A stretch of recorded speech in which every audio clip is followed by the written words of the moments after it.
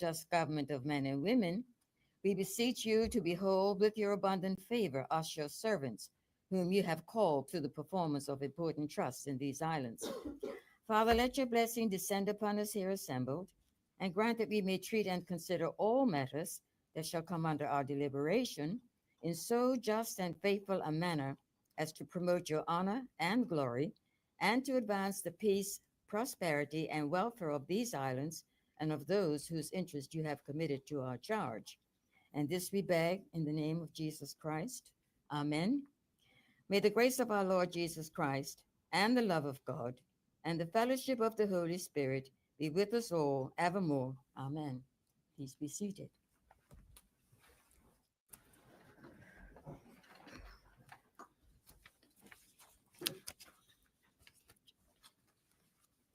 Confirmations of the minutes of the 12th November 2025. I call on Vice President John White. Good morning, Madam President. Good morning to you.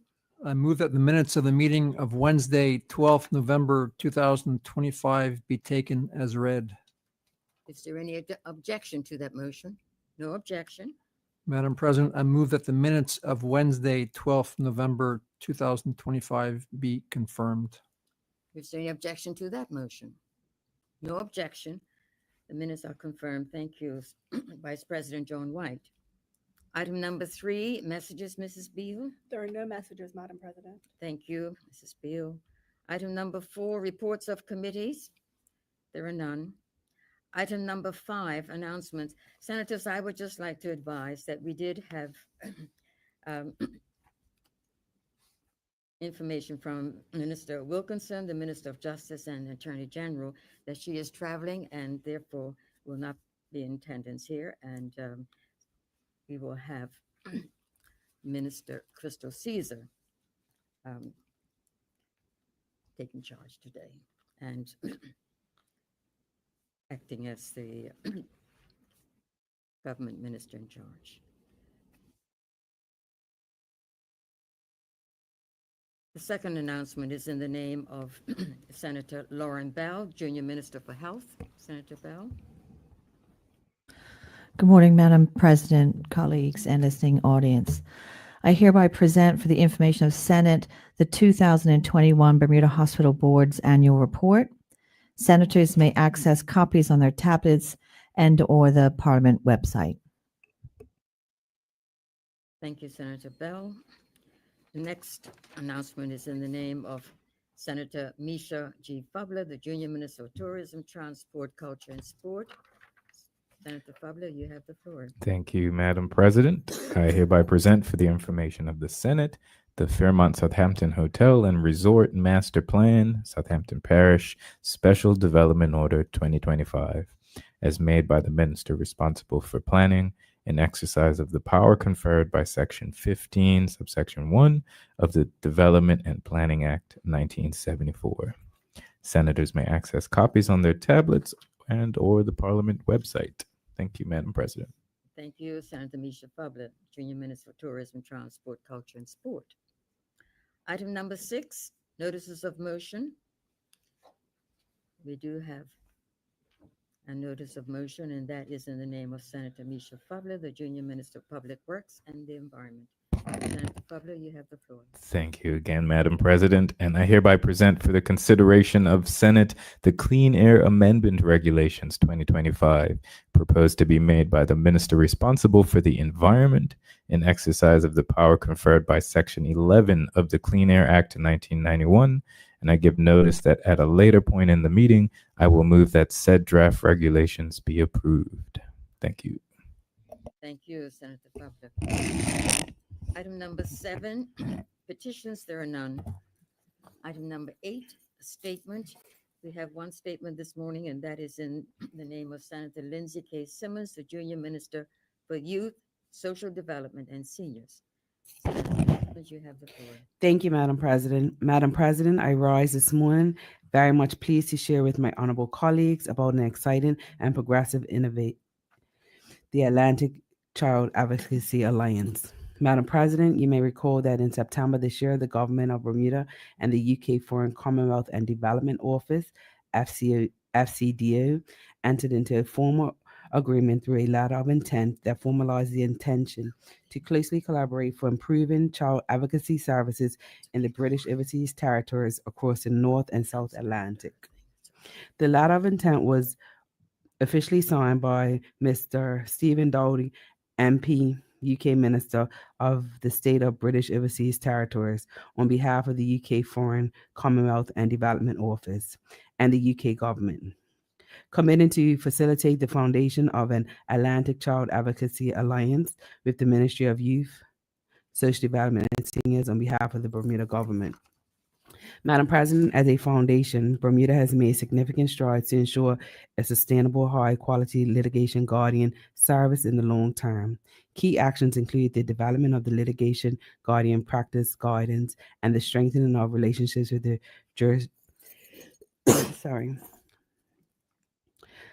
The Atlantic Child Advocacy Alliance will now facilitate formal best practice training in litigation guardian services across the North and South Atlantic region, enhancing cross-jurisdiction capabilities. Supported by the financial commitment of the UK Foreign, Commonwealth and Development Office and the extensive knowledge and experience of the consultant Anthony Douglas, CBE, Bermuda has taken the lead in creating a comprehensive litigation guardian framework, culminating in the establishment of the Office of the Litigation Guardian in March 2024. This achievement is a testament of the government's vision to commit to safeguarding children. It is one that should be celebrated by all of us. Bermuda stands as a model of excellence for the British Overseas Territories through the Atlantic region, demonstrating what can be accomplished when commitment and collaboration align in pursuit of the best interests of our children.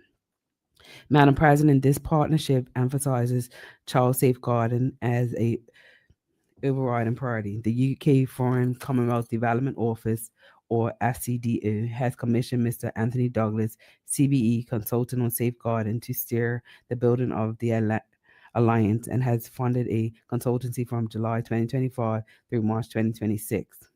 Both the UK and the Bermuda governments will work collaboratively to develop the Atlantic Child Advocacy Alliance for child advocacy services. This alliance will pool expertise from Bermuda and the South Ocean British Overseas Territories, namely the Folk Islands, St.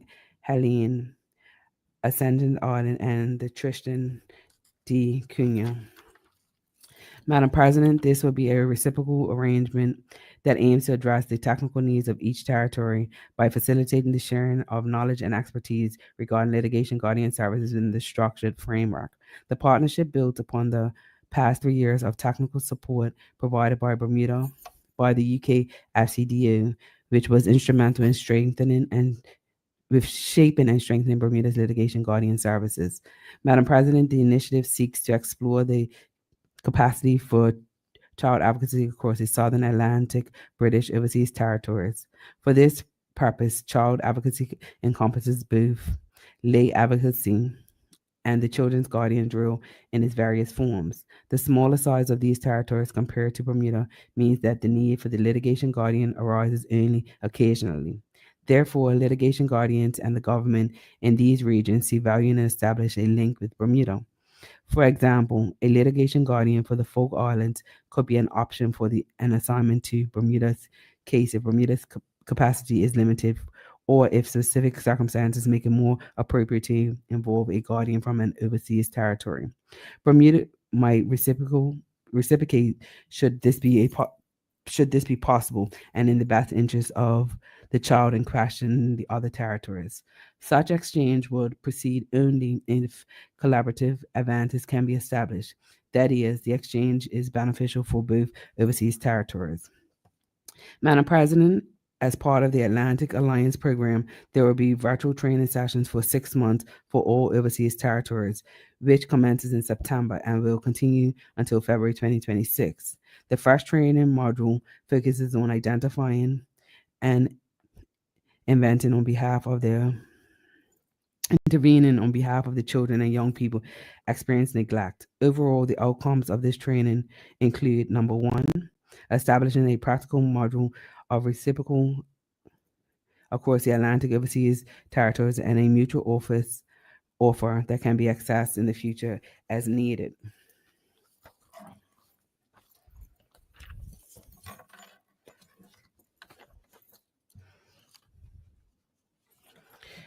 development, updated litigation guardian practices, guidance, and practice directions from the use of family cases in Bermuda courts, thereby improving child-centered case practice. Number 3, creating island practice standards for St. Helena and the Falklands. So number 4, supporting the British Overseas Territory of St. Helena in developing a lay guardian service, which has already been achieved.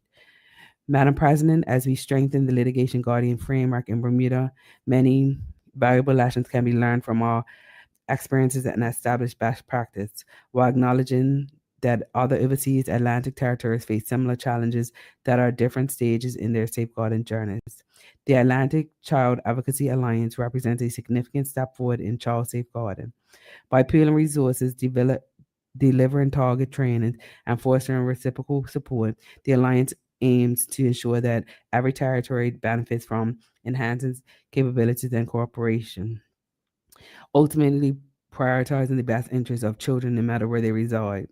In closing, Madam President, let me state that there is much work being undertaken to develop a sustainable quality litigation guardian framework for Bermuda, and specifically for our children, so their voices are heard. In February 2026, I will be presenting the final litigation guardian practice guidance for Bermuda that the consultant is currently working with the ministry to develop. I will also share about the other initiatives that have been embedded in the litigation guardian program to continue to strengthen and support the services of the Office of the Litigation Guardian. Thank you, Madam President. Thank you, Senator Lindsay Simmons, Junior Minister of Youth, Social Development, and Seniors.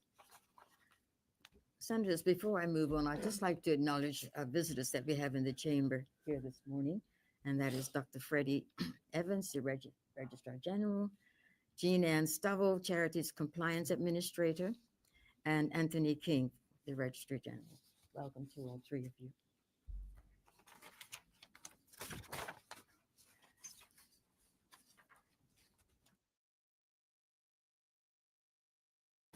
We're moving on with our agenda then.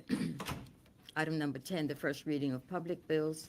The following public bill has been received from the Honorable House of Assembly and is now read for the first time. Its title is The Company's Prohibition of Bearer Shares and Nominee Directors Amendment Act 2025. Item number 11, the first reading of private bills. There are none. Item number 12, the question period. Senators, we will now entertain questions on the statement that has just been read out by Senator Simmons. Would any senator care to ask? Senator Cunningham, opposition leader in the Senate, you have the floor. Thank you, Madam President, and good morning. And thank you to Senator Simmons for that statement. And I will agree, it's great to see things moving forward. I think one question I have is, do we have enough current social workers and family support staff to complement litigation guardians? Yes, Madam President, we do.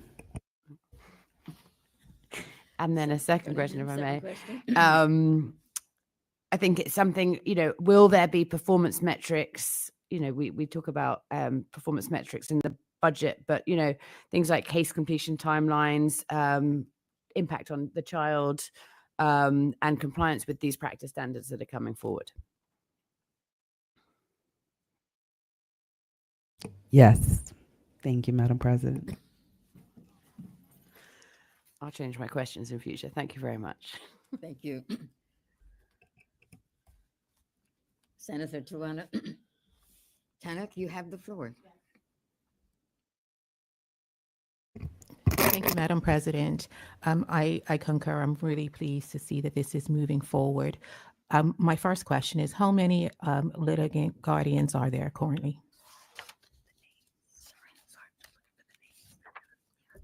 Should I just want me to ask all of them at one time? Okay, yeah. Yes, thank you. So how many litigant guardians do we currently have? Are they employed full-time by government, or are they contracted by government? How do they provide their service? That's my second question. And my third question is, I note that training will be given. Who will training be given to? Will it be the judiciary, the prosecutors, or just the litigant guardians?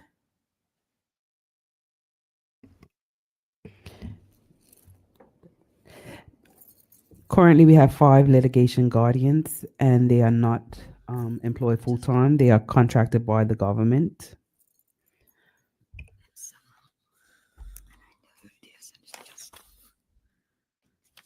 And training is also given to the litigation guardians and the judiciary. They're not employees, they're contracted. Mhm. All right, thank you. So following up with that, as they are not employees of the government and they're contracted, and we are signing on to this agreement as a government, will this be a requirement for our litigant guardians who are not government employees to participate in this for them to be able to provide this service? Yes.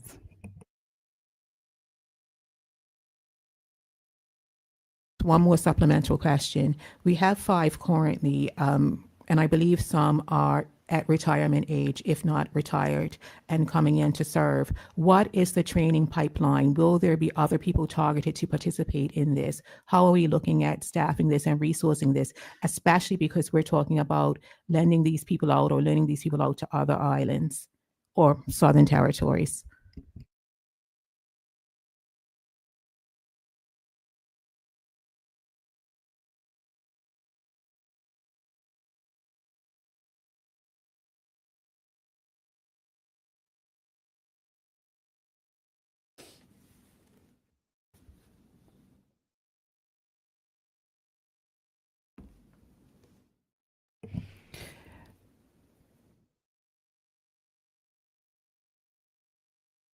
So with the cases that we have, 5 litigation guardians has been plenty.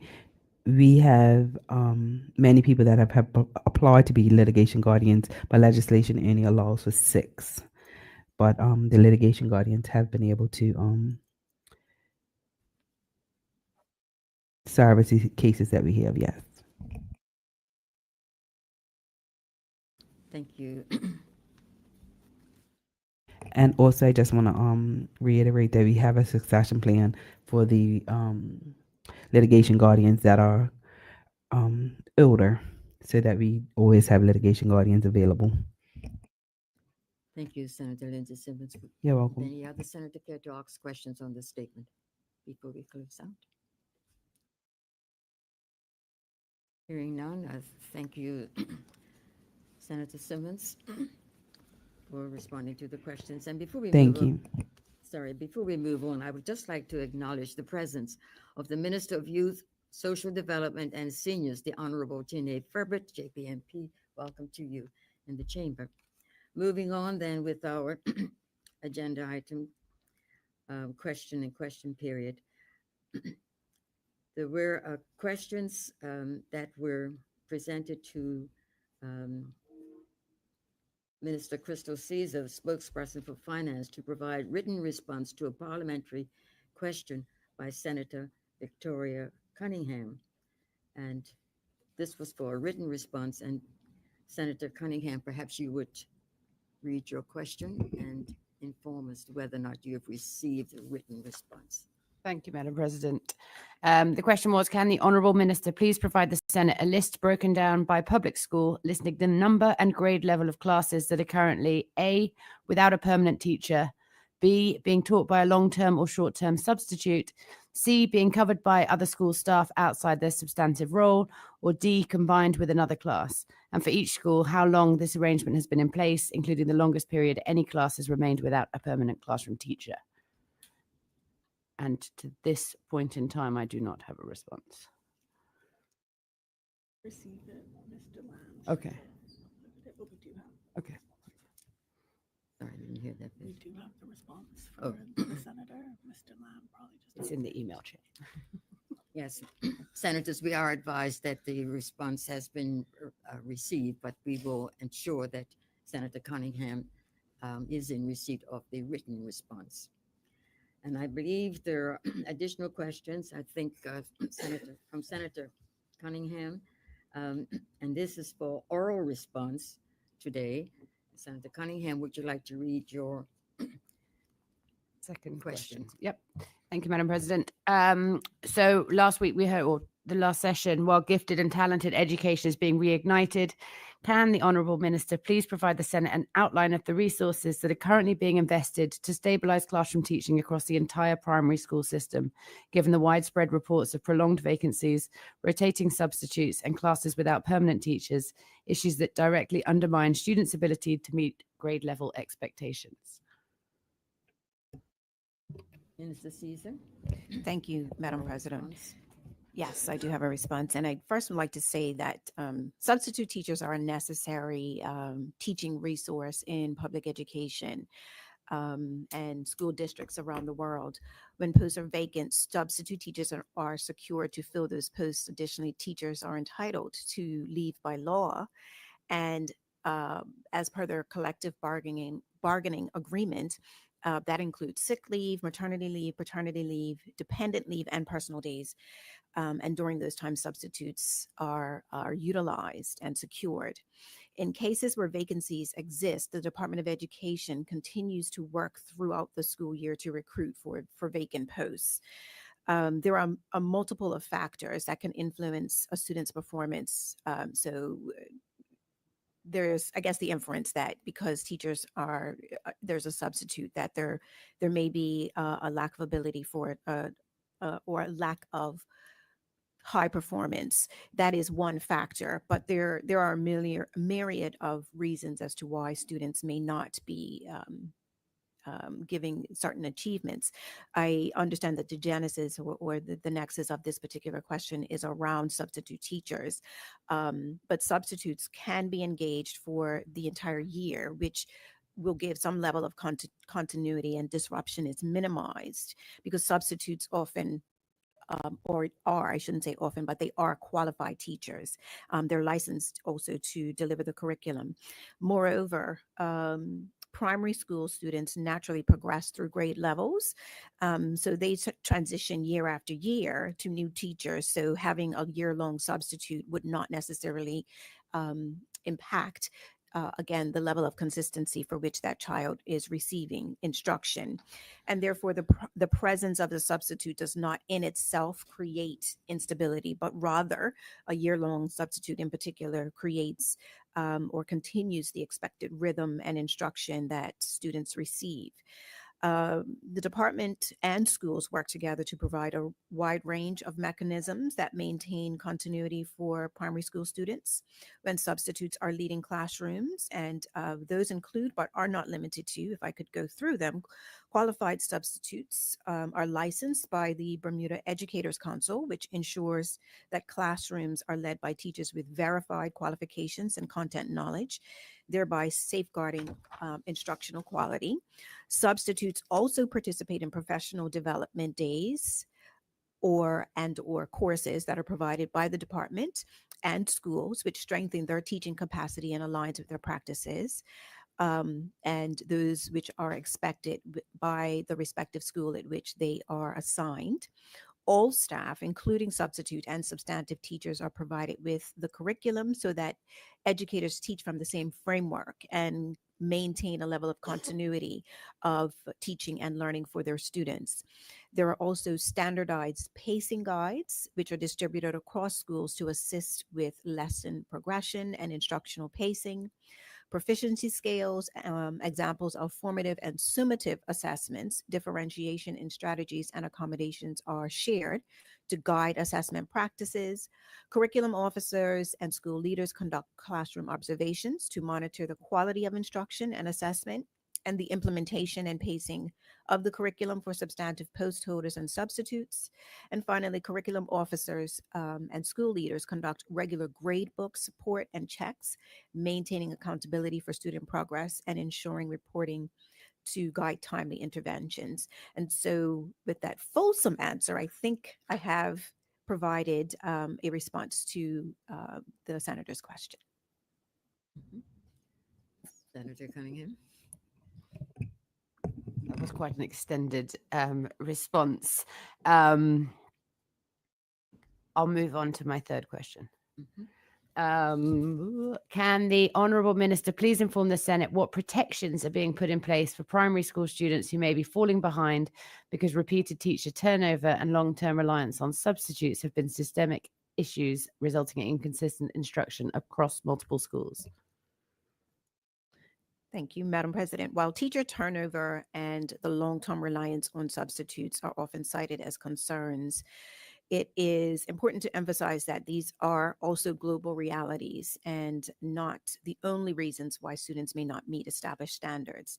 Student performance is influenced by a wide range of different factors, including individual learning, attendance patterns, family circumstances, health and well-being, and broader socioeconomic challenges or conditions.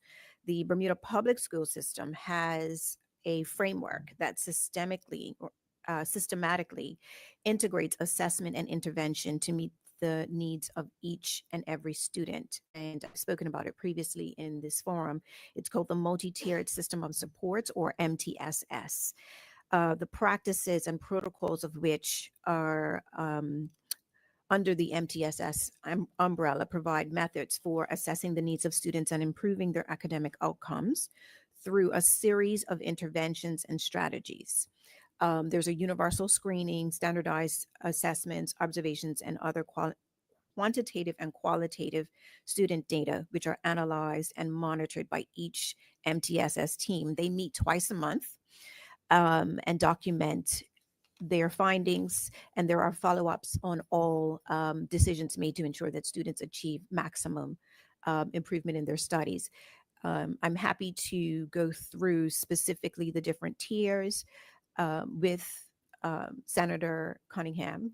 It's quite extensive in terms of what the team provides as support. So I'm happy to do that. But as an overall answer to the question, there are several different factors which obviously affect a child's performance, but there is an MTSS team that meets twice monthly on their findings and any sort of guidelines which are required for students who are presenting or need additional support.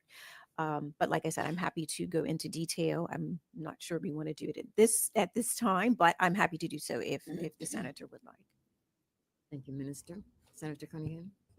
Thank you for that opportunity. I have one slight follow-up in relation to that. So with Sure. this team or within the ministry, are there any kind of system-wide assessments of any academic impacts? And you mentioned a whole raft of things, the classroom disruptions is one, but any on the impacts on their numeracy and literacy of these students? I'm sorry, can you state that again? Have there been any kind of impact studies? Does that team do anything that assesses whether these students are actually being impacted by the classroom disruptions for numeracy and literacy? Well, the team does an overall assessment of what's happening in the classroom, right? And so it is as it pertains to numeracy, literacy, and things affecting a child's ability to attain. And so there is an overall study done as it pertains to particular children who may be presenting for certain reasons in a classroom. So there is a team that provides support.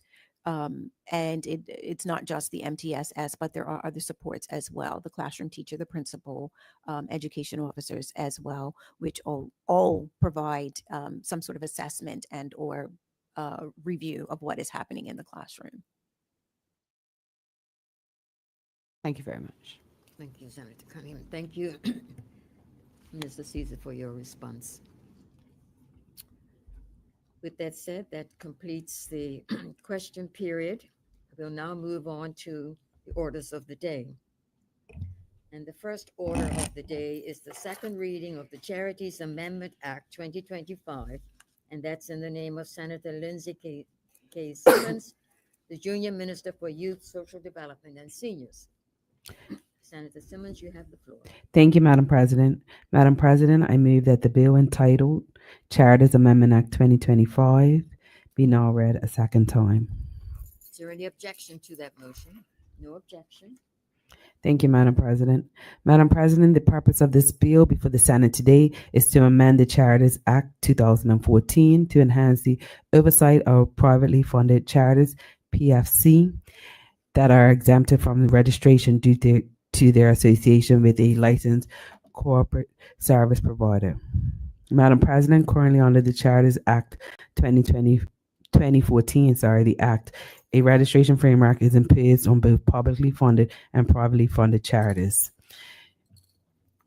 It establishes a risk-based supervisory framework in conjunction with the Charities Regulation 2014 and the Charities Anti-Money Laundering, Anti-Terrorist Financing and Reporting Regulations 2014.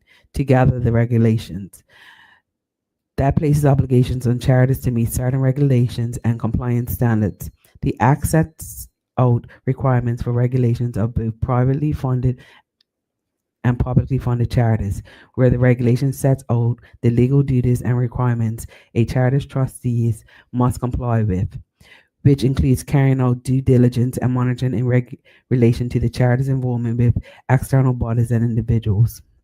Madam President, in 2018, the Act was amended to allow for the exemption from registration of PFCs, as well as exempting them from the provisions of the Act and the regulations, where the PFC could demonstrate that they were managed by a corp service provider or a trust service provider.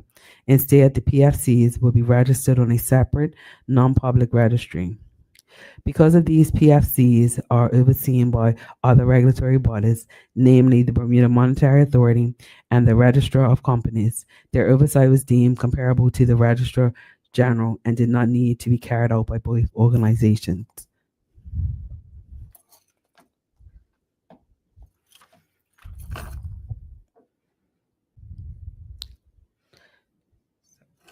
I'm sorry, Madam President.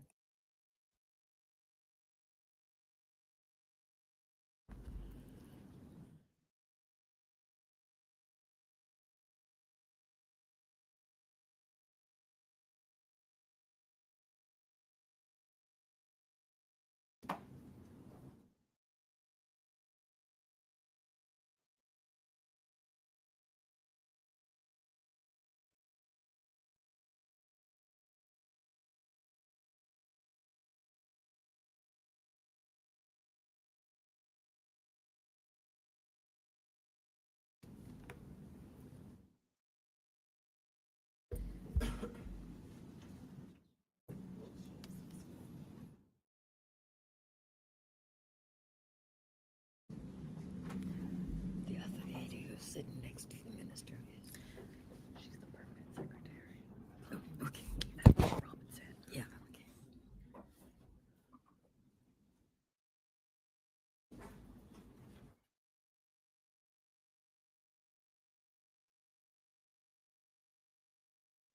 Thank you. The policy intent behind the amendment was to address a gap in the oversight of non-profit organization NPAs, which was identified during the National Anti-Money Laundering Committee's NAMLAC 2016 assessment of terrorist financing risk. Madam President, after implementing the Amendment Act and the 2020 update to Bermuda's National Assessment of Terrorist Financial Risk in the NPA sector, it was determined that the exemption provided by PFCs that engage the service of corporate service providers does not achieve the intent policy purpose. While the exemption grants the PFCs that engage the service of a trust service provider was deemed sufficient due to the level of services provided as a result of the fiduciary relationship that exists between each entity. The same conclusion cannot be drawn for the PFC who engages a corporate service provider. Madam President, the nature of the services provided by the corporate service provider to a PFC is entirely dependent on the contract of service between the parties. Any compliance of the PFC will be subject would only apply depending on the nature of the contractual relationship with the corporate service provider, particularly if their services are not subject to oversight from another regulatory body.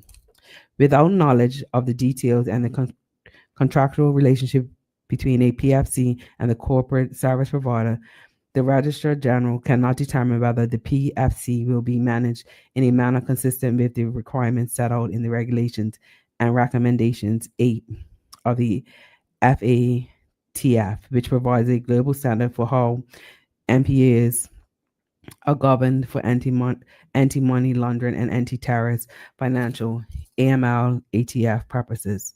Madam President, at present, the provisions for exemptions given to the PFCs in the Act do not authorize the Registrar General to consider the level of services the corporate service provider has been engaged to perform with the PFC, and whether it is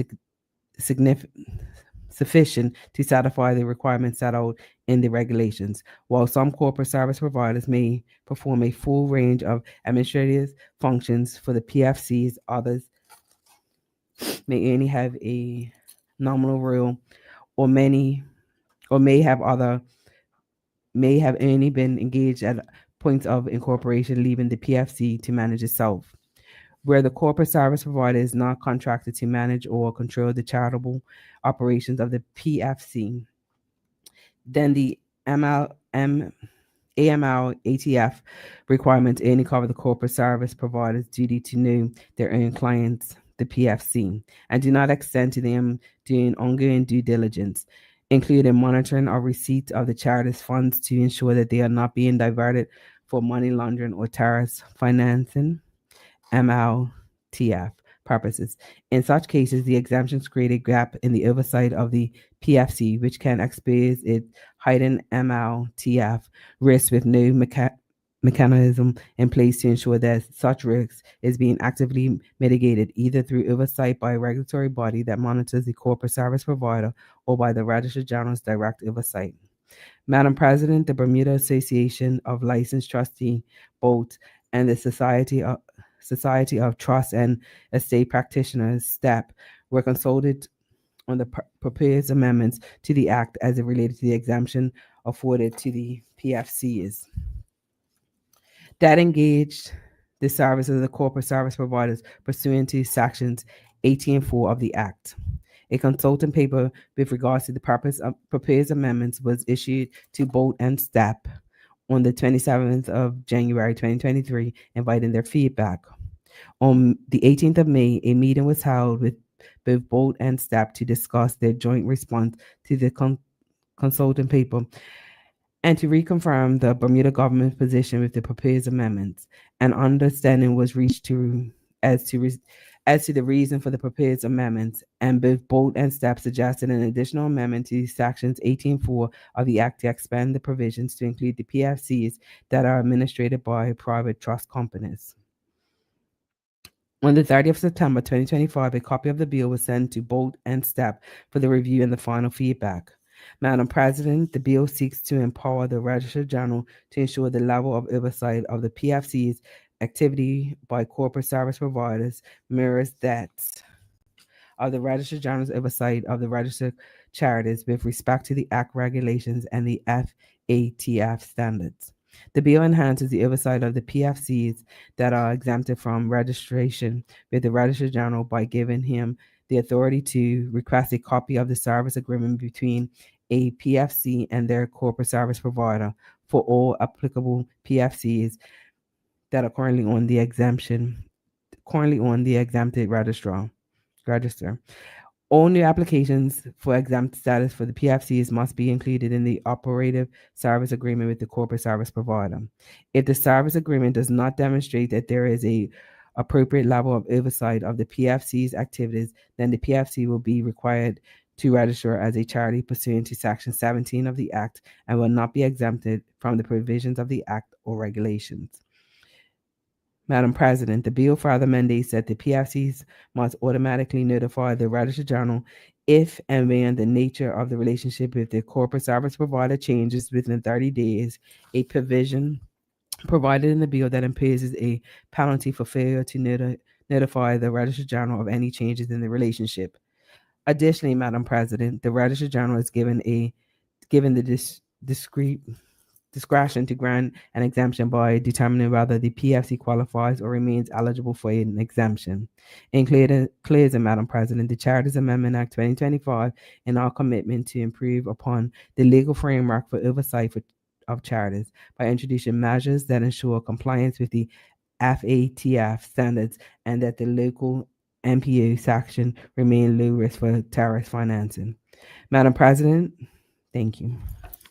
Thank you, Senator Lindsay Simmons, Junior Minister for Youth, Social Development, and Seniors.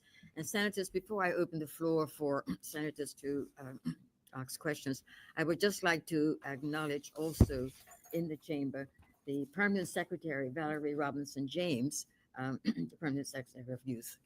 Welcome to you, Madam. Would any senator care to speak on this bill? Senator Cunningham, you have the floor. Thank you, Madam President. And at the outset, I will declare my interest that I am the Executive Director of a Bermuda registered charity, but it is listed in the Register of Interests. I'm actually filing our re-registration this afternoon. So I obviously, charities close to my heart, I think close to most people's hearts, but I think we're supportive of these changes, ultimately looking at modernizing and ensuring that these privately funded organizations have the proper professional and AML ATF oversight. It brings us in line, obviously, globally with compliance. So I think, we support, it helps us maintain our reputation. So thank you very much. Thank you.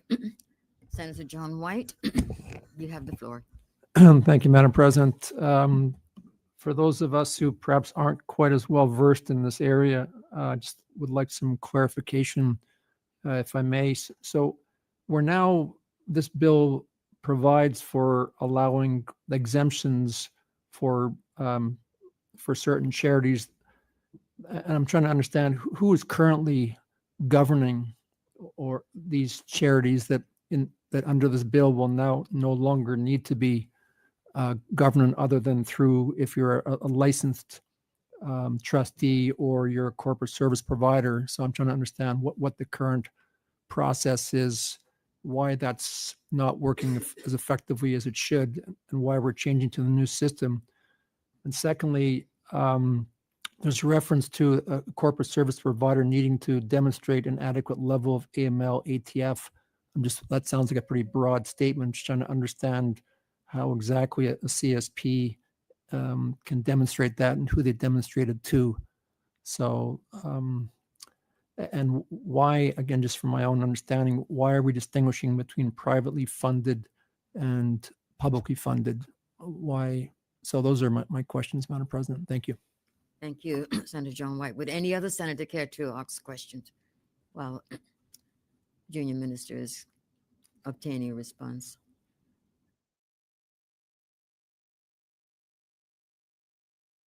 And now we will wait for the response then.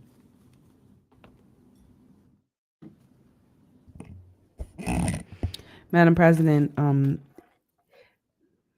in my bill, I did read that the exemptions are in place for the PFCs.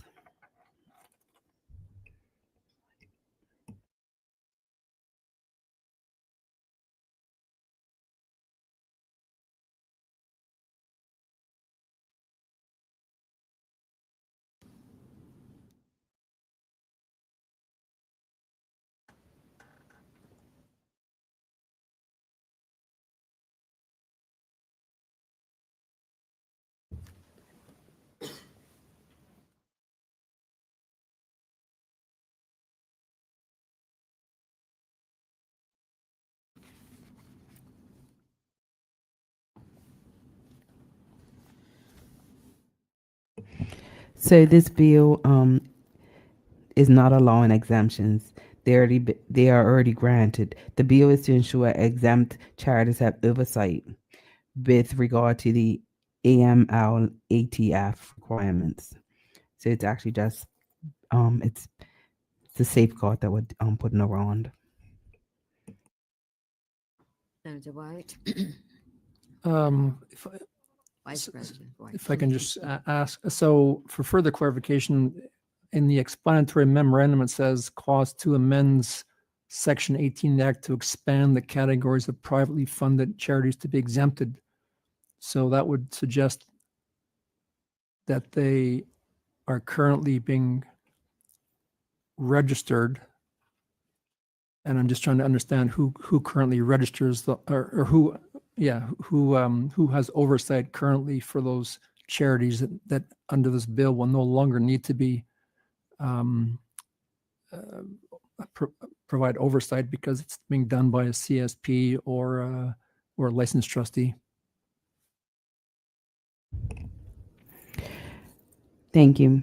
This amendment allows the registrar to request more information from the corporate service provider to ensure the existing exemptions should stay in place where they continue to be adequate supervision. The supervision provided must be a structured framework of policies, processes, and procedures that regulate APFC's activity to prevent, detect, and report illegal financial acts. The supervision provided must significantly align with the requirements of the FAFT recommendations 8 and mirror the oversight of the Registrar General provides over registered charities, which include but not limited to the following: conduct ongoing monitoring of the PFC relationship with any beneficiaries, donors, or partners, take reasonable measures to establish the identity of donors, beneficiaries, and partners where there is a reasonable risk of money laundering and terrorist financing. Ensure any payments and beneficiaries and partners are appropriately monitored. Identify international transactions and keep a record and analyze, therefore separate from domestic transactions. Risk assessment and management of the PFC's activities, and maintain records of the PFC's transactions for a period of at least 7 years. Senator White. Yeah, well, I guess I go back to my original questions. So if a charity is registered currently, what is the annual filing process? Who actually receives the information to make sure that the charity is conducting itself in accordance with the rules and regulations?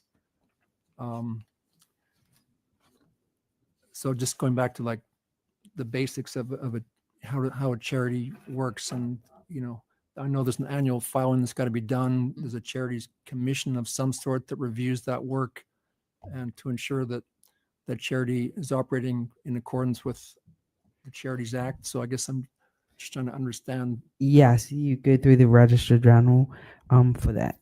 It's the paperwork is filed through them. So the Registrar General, okay. So that for currently all the charities that aren't exempted, the Registrar General conducts that work. Yes. Thank Correct. you. Thank you, Madam Thanks. President. And I guess going back to why are we separating publicly funded from privately funded?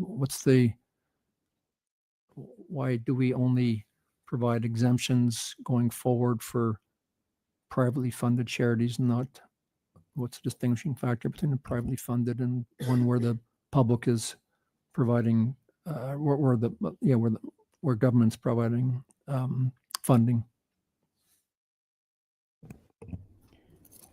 Currently, the Registrar General provides exemption to these organizations which are privately funded, meaning they don't raise funds from the public.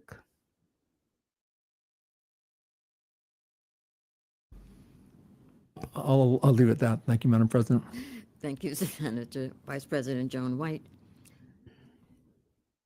Would any other senator care to ask questions on this bill? Senator Tannock, you have the floor. Yes, thank you. Just to summarize, I think the discussion that I just heard. So essentially, Senator Simmons is saying that currently these charities that receive funds from from private donors are not subject to the same type of scrutiny that the charities that receive funds from public sources are. So therefore, this is to bring them under more scrutiny and to be in accordance with AML regulation. Is that correct?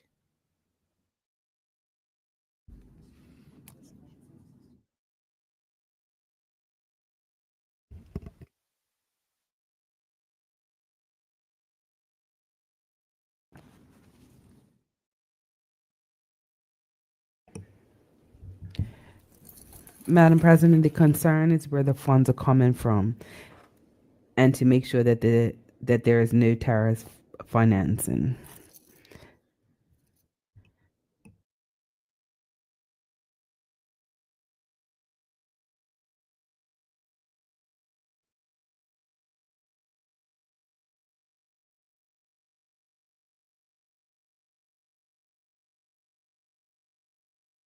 Senator Tannock, you're satisfied with the response?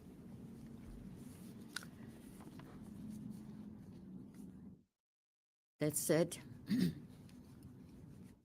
there any other questions from other senators regarding this bill? If not, I call on Senator Simmons to pass your bill then.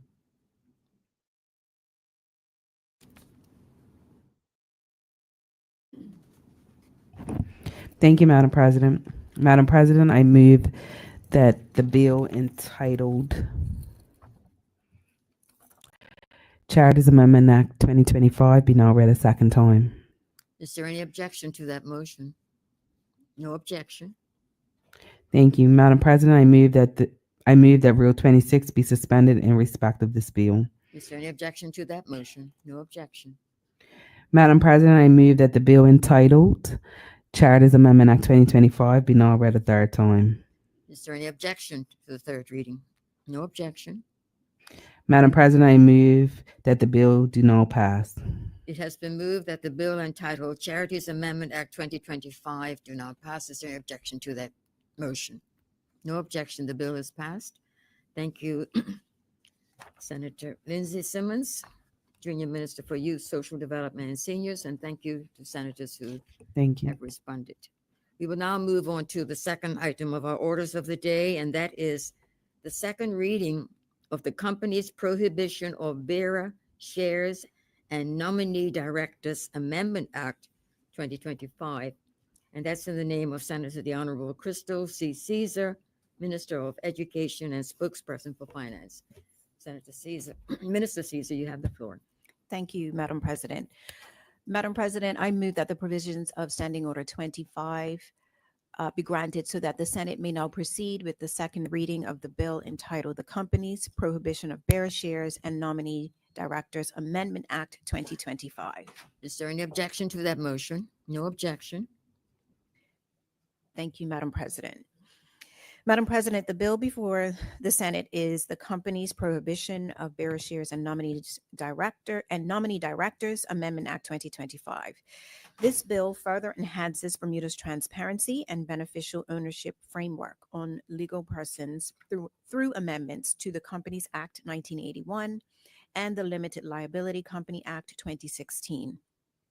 The amendments are aimed at preventing and mitigating the risks of misuse of bearer shares, bearer share warrants, and alternate directors, as well as providing further clarity on the prohibitions of nominee directors in Bermuda and addressing record-keeping requirements for discontinued companies. Madam President, members will be aware that Bermuda is preparing for its fifth round mutual evaluation by the Caribbean Financial Action Task Force, which is scheduled to begin in October 2026.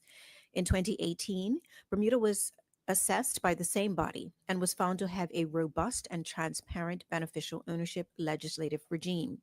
However, in March of 2022, the Financial Action Task Force, or FATF, strengthened the international standards on beneficial ownership of legal persons by amending Recommendation 24 to better prevent and deter the misuse of legal persons.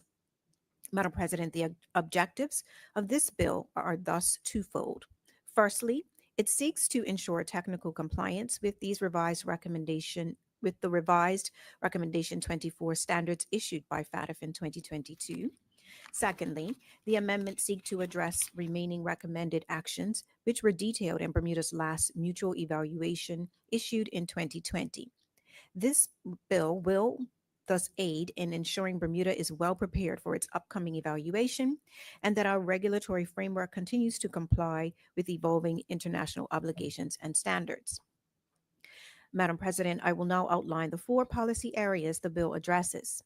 Firstly, the bill amends the Companies Act 1981 and the Limited Liability Company Act 2016 to require that existing bearer shares and bearer share warrants be converted to registered shares within 90 days of the legislative enactment and details the required process for conversion.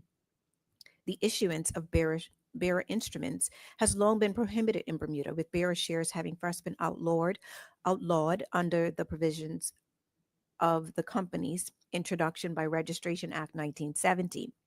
The revised set of standards, however, requires stronger controls to prevent the misuse of bearer instruments, given their ability to obscure beneficial ownership information.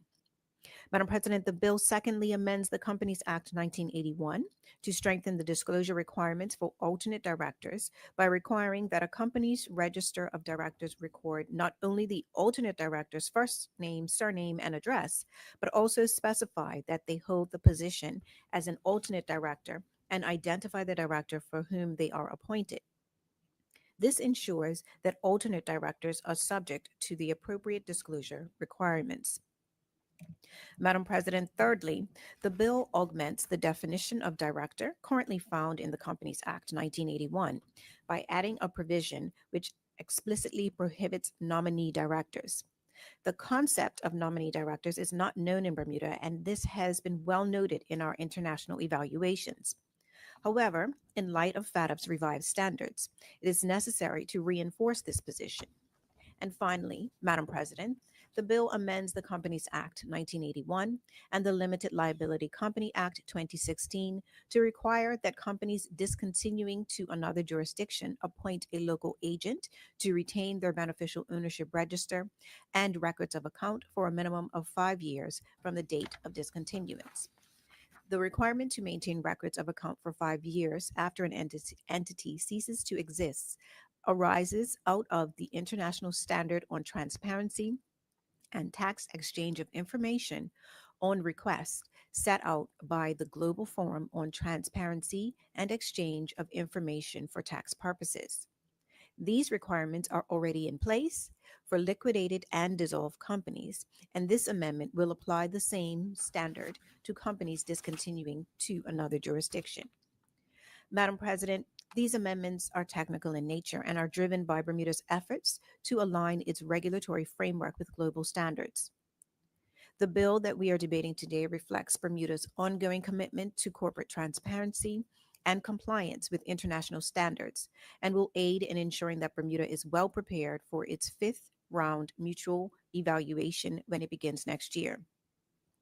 And Madam President, with those brief introductory remarks, I now present the bill entitled Companies Prohibition of Bearer Shares and Nominee Directors Amendment Act 2025, and welcome comments from other honorable members. Thank you, Minister Caesar. Would any senator care to speak on this bill? Senator John White, Vice President, you have the floor. Thank you, Madam President. Yeah, I think international regulators are insisting that all countries comply with best practice as it relates to transparency. And so this to me is a no-brainer that I'm certainly in full support of this one. Thank you, Madam President. Thank you. Thank you, Vice President John White. Would any other senator care to speak on this bill? Senator Tannock, you have the floor. Thank you, Madam President. I note in this bill that if a company discontinues operations in Bermuda, they are to appoint an agent to keep a record of beneficial ownership for 5 years after they've left the jurisdiction. I don't see a definition in the primary act, the Companies Act. Admittedly, I have not looked at the Limited Liability Act for some time, but there's no definition in the Companies Act of agent, and there's no definition in these amendments of agent. So when we say that they are to appoint an agent who is to maintain their beneficial ownership register, where is the direction regarding who is to be appointed? Where does that definition sit for that role?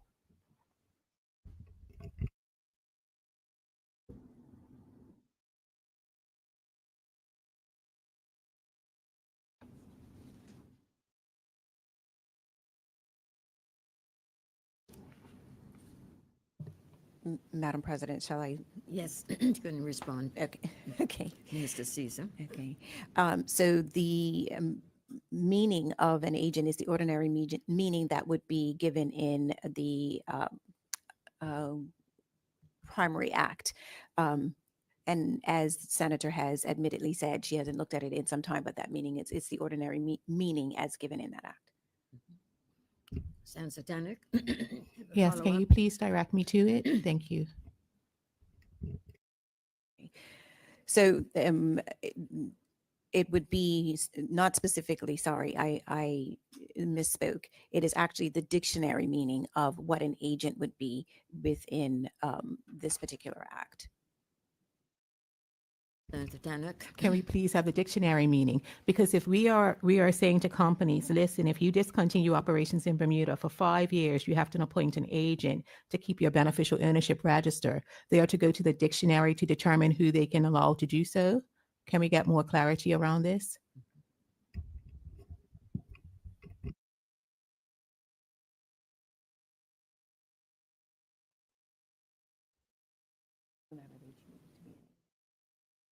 Okay, yes. So in absence of the specific dictionary meaning, an agent is typically any representative who a company chooses to represent them. So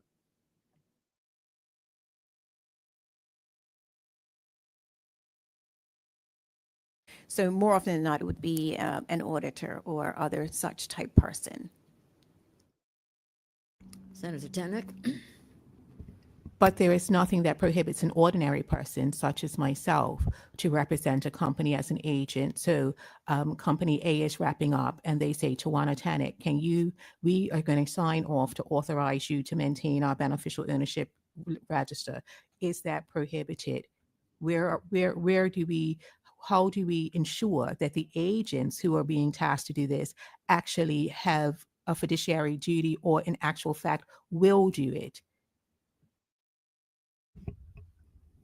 So established practice would dictate that most often companies would ensure that whomever they choose as an agent is appropriately or sufficiently qualified in order to represent them. So there is no prohibition as to whom those persons would be, but we have a long established record of typically agents being those who are appropriately qualified in Bermuda. So I don't think that there is any specific language that says who an agent needs to be, but practice has stood that they typically are an auditor or some accountant or some like body that will represent those companies in these types of instances. So no, the question would be no. There is nothing stopping a company from naming you as their agent if you are suitably qualified based on their requirements. Senator Tannock? Yes, thank you. I guess my concern is that if we are looking at this for a company that's leaving the jurisdiction to another jurisdiction and trying to keep this beneficial ownership register for another 5 years, then what we are in actual fact trying to do is to ensure that there is no obfuscation of ownership of directors, that they're not absconding the jurisdiction and leaving another one for a nefarious reason. I don't trust that a company who has an ulterior motive will go to an auditor or any other designated professional if they are trying to obscure information and appoint that person. My concern is the lack of clarity around direction for agents. I think that needs to be reviewed and revised before this legislation goes forward.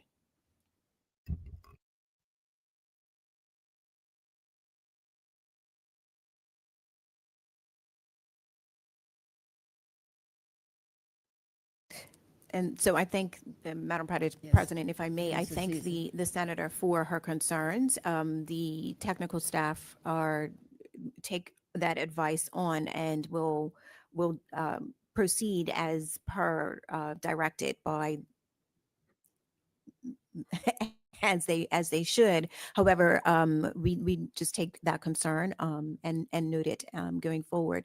If it's something that they feel that needs to be further strengthened, they will do so and take appropriate steps. But at this time, the act is as stated and as written. Thank you, Minister. Would any other senator care to speak on this bill? Senator Cunningham, you have the floor. Thank you, Madam President. I would say that the opposition is pleased to support this bill. I think, as was mentioned, it strengthens our already fairly robust framework for transparency and the beneficial ownership. I will say one thing, and I'm not sure I'm looking at the most recent that came up from the House, but I know in the House it was talking about the gazetting versus the immediate. And I'm just wanting to make sure I'm looking at the right thing, because my explanatory memorandum suggests Clause 4 provides the act will come into operation on such day as the Minister may notice in the Gazette. And I just wanted to check that that had been changed. Thank you. Thank you, Senator Cunningham. Madam President, Yes, Minister Caesar. yes, it was noted in another place that this paragraph was included, and it will actually be removed. So it is noted. So you may not have the latest, but it will be amended as appropriate.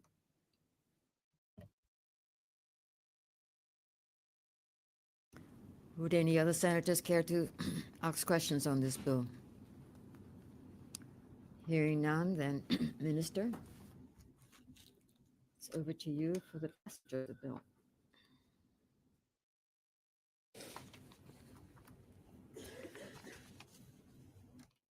Thank you, Madam President.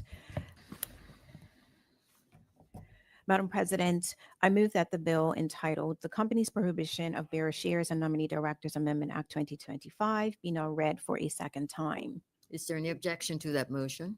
No object. Oh, Senator Tannock, you're objecting? Yes, Madam President, for the reason I outlined earlier. Mhm.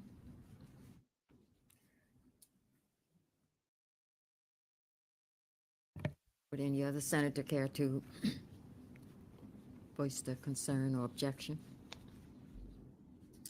Senator, Yeah, I would share Senator Tannock's comment in terms of I'm not going to vote against it today. I would vote for it, but I think she's raised a very important point that I think should be amended before it gets forgotten. So I'm in favor of it, but she has raised an excellent point. So I would take it upon government to heed that strong recommendation and have it brought back to the House and to the Senate for that brief or that minor but important adjustment, I think, to the bill. Thank you. thank you, Vice President John White. So we have one objection.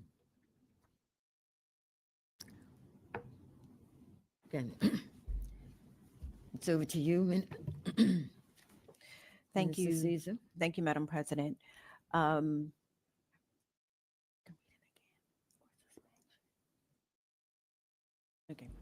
Thank you, Madam President. Madam President, I move that Rule 26 be suspended in respect of this bill. Is there any objection to that motion? No objection. Madam President, I move that the bill entitled "The Company's Prohibition of Bearer Shares and Nominee Directors Amendment Act 2025" be now read a third time. Is there any objection to the third reading? No objection. Madam President, I move that the bill do now pass. It has been moved that the bill entitled "The Company's Prohibition of Bearer Shares and Nominee Directors Amendment Act 2025" do not pass. Is there any objection to that motion? We still have the one objection is in the name of Tawana. Perfect. With that said, the bill is passed, and thank you, Minister Caesar, for presenting your bill, and senators for your comments. We will now move on to the third item on our orders of the day, and that is consideration of the Clean Air Amendment Regulations 2025, and that's in the name of Senator Misha G. Fubler, the Junior Minister of Public Works and the Environment. Senator Fubler, you have the floor. Thank you, Madam President. I move that the provisions of Standing Order 71-2 be suspended. Is there any objection to that motion? No objection. Thank you, Madam President. I move that Senate do now take under consideration the Clean Air Amendment Regulations 2025 proposed to be made by the minister responsible for the environment in exercise of the power conferred by Section 11 of the Clean Air Act 1991. Is there any objection to that motion? No objection. Thank you, Madam President. And so long before a complaint is filed, the impacts of air pollution tell their own story.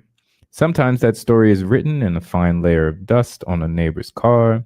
Sometimes it arrives as a harsh odor drifting across a backyard.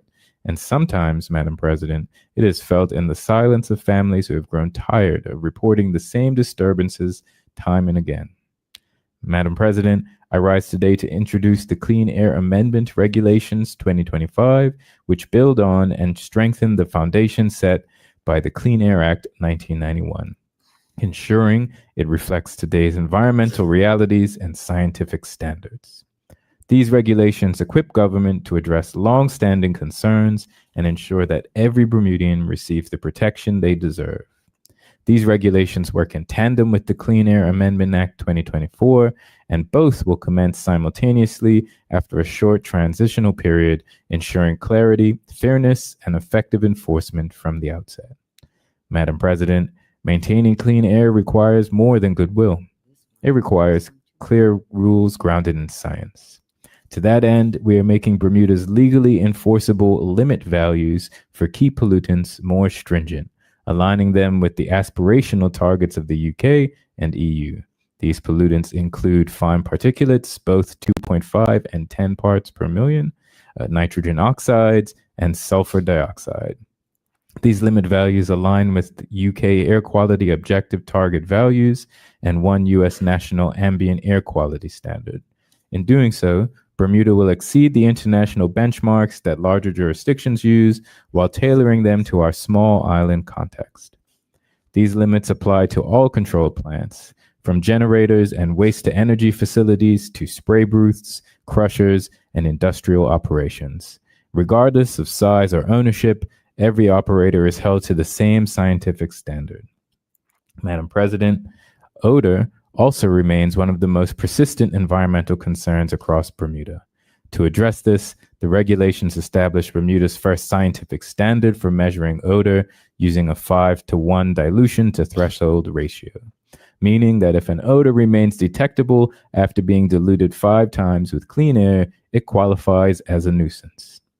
3 government officers have now been trained and certified in the United Kingdom as odor inspectors, ensuring that assessments are professional, consistent, and fair. If more than 2 nuisance odor events are confirmed within a 12-month period, the operator will be issued with an emission control order requiring corrective action. Madam President, through the Department of Environment and Natural Resources and BIOS, Bermuda now maintains a growing network of one large fixed reference method air monitoring station and 7 pole-mounted indicative sensors strategically placed near industrial areas. The current locations of these are Crow Lane, Prospect, Barclay, Saltus, Whitney Avenue, Dockyard, and Southside, with more planned. For the first time, these regulations formally distinguish between reference method monitors, which are large, high-precision units that meet strict international standards, and indicative sensors, which provide real-time trends and early warnings and screenings. Together, they give Bermuda a reliable, data-driven picture of our air quality. Where pollution exceeds limit values, enforcement action can now follow based on scientific evidence rather than assumptions or dispute. Madam President, I think it is also worth noting that not all environmental impacts are invisible. Some can be seen and felt, such as dust, soot, fallout, and grime. That is why the Clean Air Amendment Act 2024 introduced statutory nuisance, a new tool designed to address large particulate fallout that may not pose a respiratory risk, but still affects people's property and peace of mind. Under these powers, the Department of Environmental and Natural Resource can investigate, issue abatement orders, and, if necessary, bring matters before the magistrate's court, where fines can reach $20,000 with daily penalties of up to $5,000. This is a fair, proportionate, and enforceable system that ensures every community has a clear avenue for recourse. Madam President, these regulations also expand the list of controlled chemicals requiring import permits, introduce a duty to report accidental releases of nuisance odor, reduce the allowable smoke opacity limit from 20% to 15%, and provide a 6-month transition period before full enforcement. These are practical measures guided by international research and public feedback. I must also mention that the government received 125 written submissions and comments, and also reviewed the 89-page research document submitted by the Bermuda Clean Air Coalition. These regulations reflect that consultation and strike a careful balance between public health, economic reality, and community expectations. Madam President, I want to be very clear. These regulations are not designed to be punitive to any particular organization. This framework is about accountability, prevention, and responsibility, ensuring that control plants operate in a manner that protects the health and well-being of the surrounding community. The government's goal is not to penalize, but to set clear expectations, prevent harmful emissions, and encourage better operational practices across the board. Recent media reports make this point clear. Operators themselves acknowledge the issues and are beginning to take responsibility. Belco recently reported elevated levels of soot during the summer months, while at the same time highlighted some of their mitigating efforts. The operator of Greenland Dairy Farm also pledged to clean up its act and improve how it manages odors and waste. This shows that the message is getting through. Environmental responsibility is a shared duty, with the understanding that government sets the standards and operators must meet them. Madam President, many Bermudians know these issues not from news articles or reports, but from lived experience. For some families in Pembroke, soot on their patio furniture has been a monthly reality for years. For neighbors of the dairy farm, odors have interrupted dinners, gatherings, and simple outdoor enjoyment.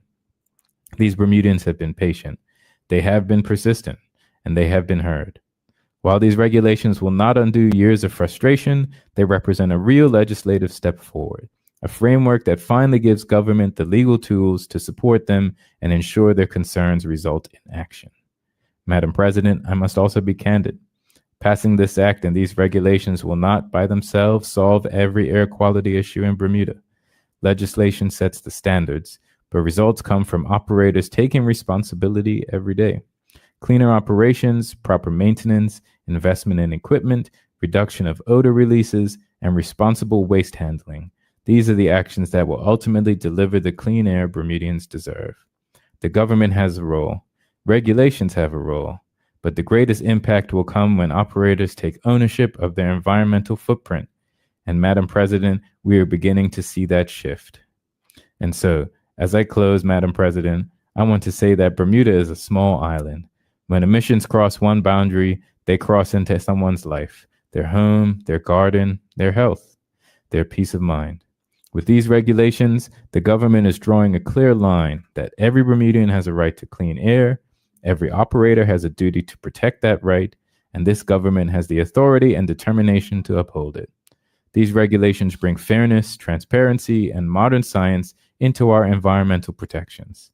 They give government the tools to respond quickly and decisively, and they ensure that communities are no longer left without recourse. Thank you, Madam President. And thank you, Senator Misha Fubler, Junior Minister for Public Works and the Environment. And Senators, before I open the floor for senators to respond, I would just like to acknowledge and welcome in the chamber the presence of Dr. Jeff Smith, the Director and of the Department of Environment and Natural Resources, as well as Mr. Stephen Simons, the Policy Analyst from the Ministry of Public Works and the Environment. Welcome to you both. Would any senator care to speak on this bill? Senator Tannock, you have the floor. Yes, thank you, Madam President. this chamber might be relieved to hear that this is one area in which I actually have no expertise. So I don't have much to say on this. Never been a farmer, but I do have two comments. And the first is that, and like I said, this is my limited understanding, but being born and raised in Loyal Hill, I am more than well aware of the issues that surround the farm in that particular area. That's not to pick on one particular place, just my lived experience talking.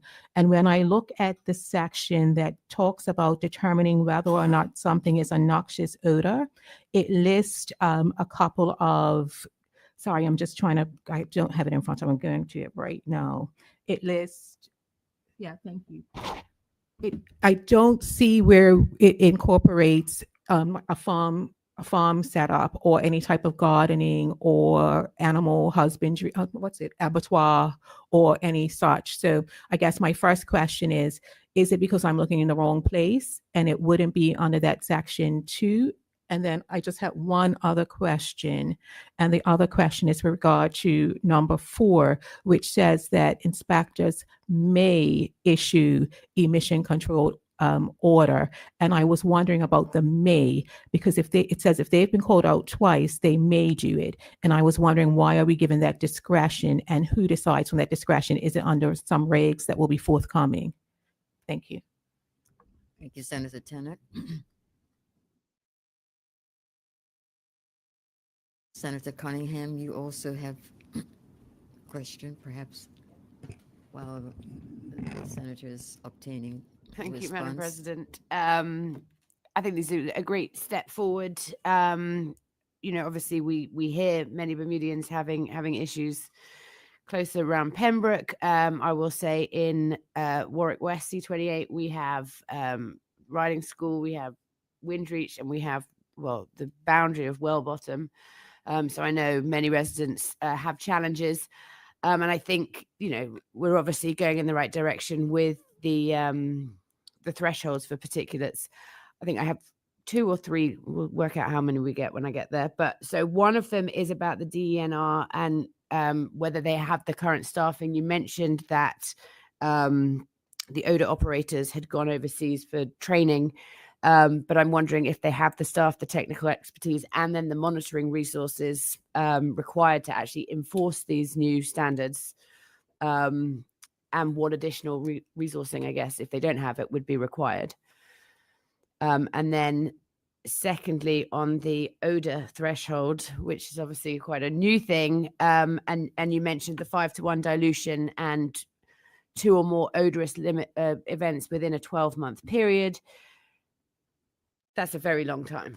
So, if a neighborhood or community is experiencing, far more frequent odor releases or whatever you want to call them, is there an escalation path for an operator that's repeatedly breaching that standard? Thank you. Thank you. Vice President John White, you have a comment. Thank you, Madam President.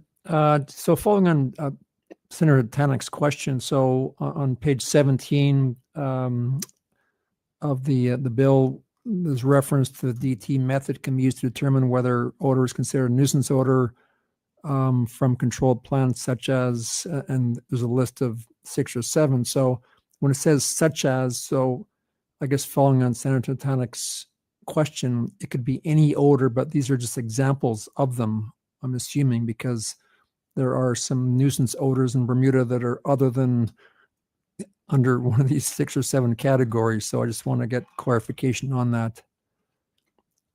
Mhm. Thank you, Madam President. Thank you, Vice President John White.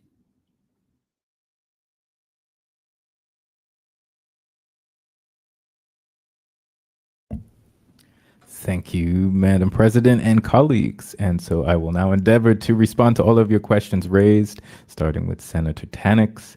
Around farms specifically, the regulations unfortunately only apply to controlled plants as defined under the Clean Air Act. Facilities for the storage or treatment of manure are now considered to be controlled plants and can be policed with regards to the proposed odor regulations. Although I think outside of that, Greenwich home farm or garden is not within scope.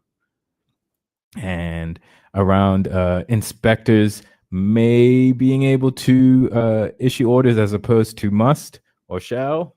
I think it's to provide the ability of the technical officers to apply discretion, looking at the context of that particular incident, depending on the details of the particular emission. Was it accidental, or is it just intentionally looking to cut costs? And how repetitious it is. And I think touching on Senator Cunningham's comment around the threshold, it's 2 or more in the year. So the second time it happens within the same year, then you are now incurring, right? So I think that at least the second chance seems fair. In my mind, you're on the first, coming back to that point around, is it accidental or not? And also, what is it here? Noting that Denner is advised to embrace natural justice in these matters. Around whether they should issue a fine. As I highlighted in the brief, the intention is not to be punitive, but to set the standards to encourage companies to meet the guidelines. And also Senator Cunningham's question around staffing and equipment. Denner assures me they have significant expertise in this area, and they're currently working with management consulting services to assess our role with regards to more resourcing. Please feel free to reach out if you have additional questions around details of the staffing or equipment. I think we highlighted the 7 indicative monitoring stations, and that there is the intention to expand that. And also a question around the path for escalation. The public is encouraged to contact pollution control at gov.bm for any complaints. Denner requires more than 2 nuisance odor occurrences in a 12-month period, which I talked about just recently. And Denner will always investigate each incident to determine the cause. And Madam President, if Senator White could restate his question, please. Senator White. Thank you, Madam President. So on page 17, number 2, there's a list of controlled plants that are categorized as a nuisance odor, being aerated sewage treatment plants, spray paint facilities, fuel storage facilities, electrical generators, incinerators, and waste management sites. So I guess my question is, are those the, like, is it limited to those, or and why wouldn't a farm, I mean, there's some pretty unpleasant odors that come from farms. Why would a farm not be included as part of this bill? Because I understand that it isn't, based on a response we just had. Mm-hmm.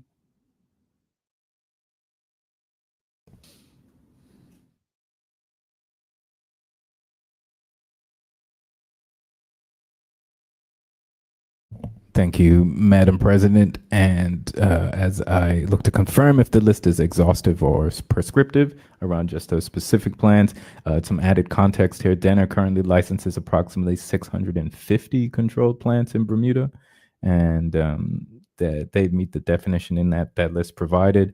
And this now includes the facilities for the treatment and storage of manure. I'm sure all of us are familiar with the topical nature of that over the last several years, as that facility changed its approach to waste management for the livestock. Why farms specifically? I will need to get back to you on that response. Although personally, I think given the kind of challenges we're facing economically and with regards to food security, we want to ensure that we are encouraging that industry to grow. Thank you, Madam President. Thank you, Senator Faulkner. Senator Connie, sorry. Senator Tannock, did you have, so you raised your hand. I just wanted to know if you had Yeah, a question. I did, but Senator White covered it. I just wanted more clarity around the control plant and the farm issue. Fine. But I guess part of it was somewhat answered, but I can't speak for Senator White's query. But if I heard Senator Fabler, some of the farm, I guess, activity that comprises waste management is one of the listed control plans that is now under supervision. So so when we say waste management site, are we talking about the waste management part of that farm that is under controlled supervision? Apologies, Madam President. I was not specific enough. The waste management is specifically referring to the treatment and storage of manure at the farm. And just from additional context, people who are dealing with the challenges of residing near a farm, in many instances, the farm predates them living there. And as such, he needed to consider those things when deciding to reside next to what is inarguably an essential service on the island.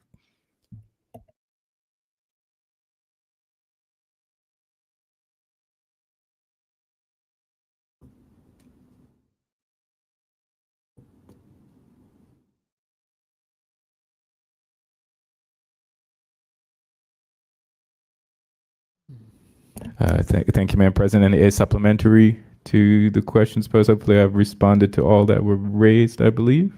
Senator Tannock has raised her hand and she has a comment or additional question. Just to clarify, so you're stating that if somebody moves into an area that has a known farm or has Balco or has a known place that emits emissions, that they should factor that into the decision when they're trying to find a place for their family to live?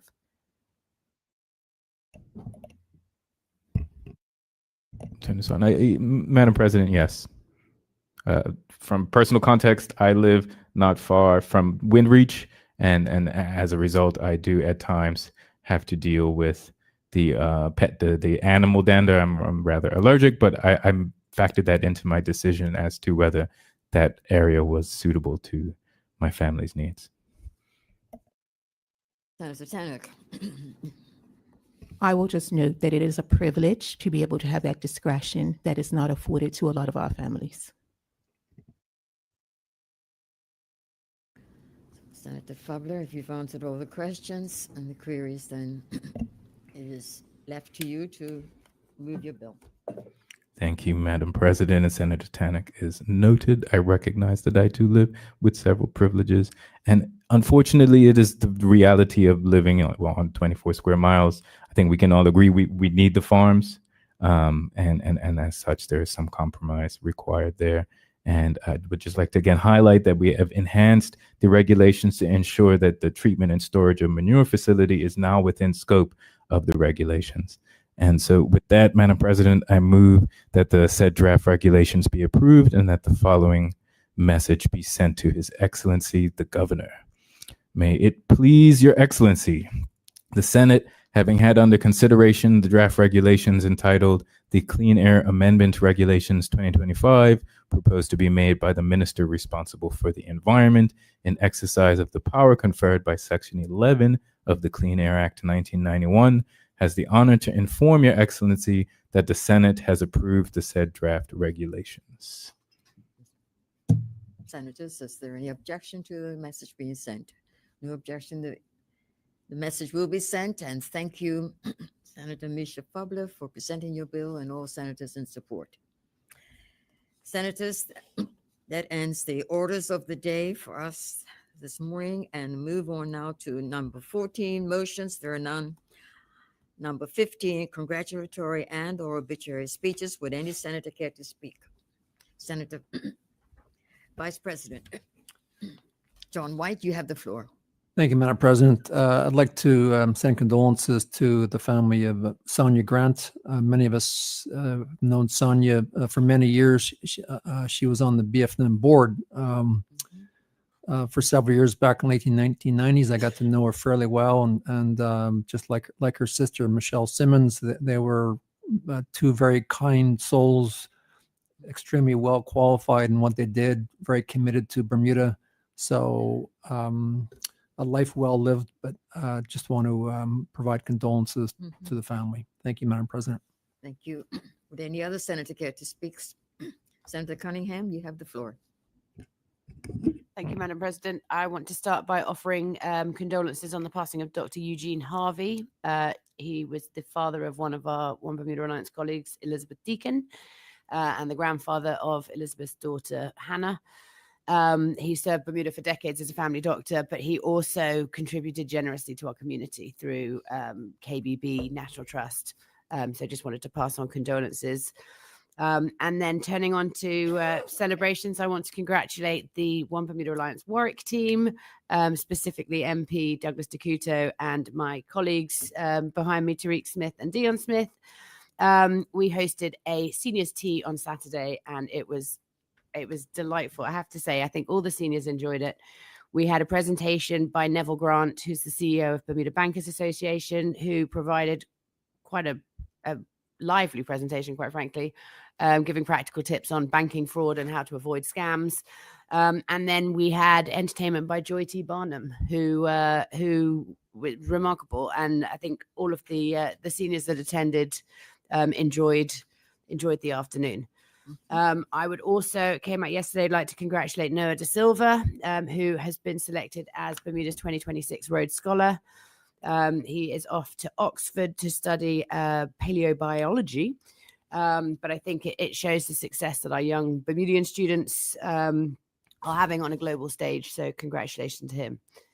And finally, and this will be my last ever, well, possibly comment on the Gombe Warriors and their World Cup campaign for 2026.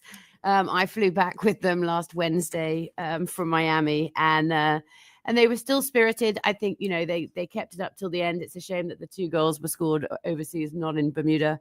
But I just want to say that we're proud of them. And I think they've been inspirational to our younger generation. So hopefully the younger generation can now kind of carry some of that Gombe spirit forward. And hopefully we move onward and upwards for World Cup 2030.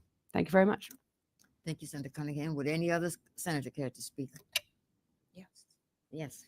Minister Caesar, you have the floor. Yes, thank you, Madam President. I would like to give my congratulations to the Bermuda Alumni Chapter of Delta Sigma Theta Sorority Incorporated, who held their 26th annual Children's Reading Festival this past Saturday. As per the norm, it has become a staple on the event calendar for young people, in which thousands of young readers between the age from birth to, I want to say, up to middle school age 14, 15, were able to receive a free book.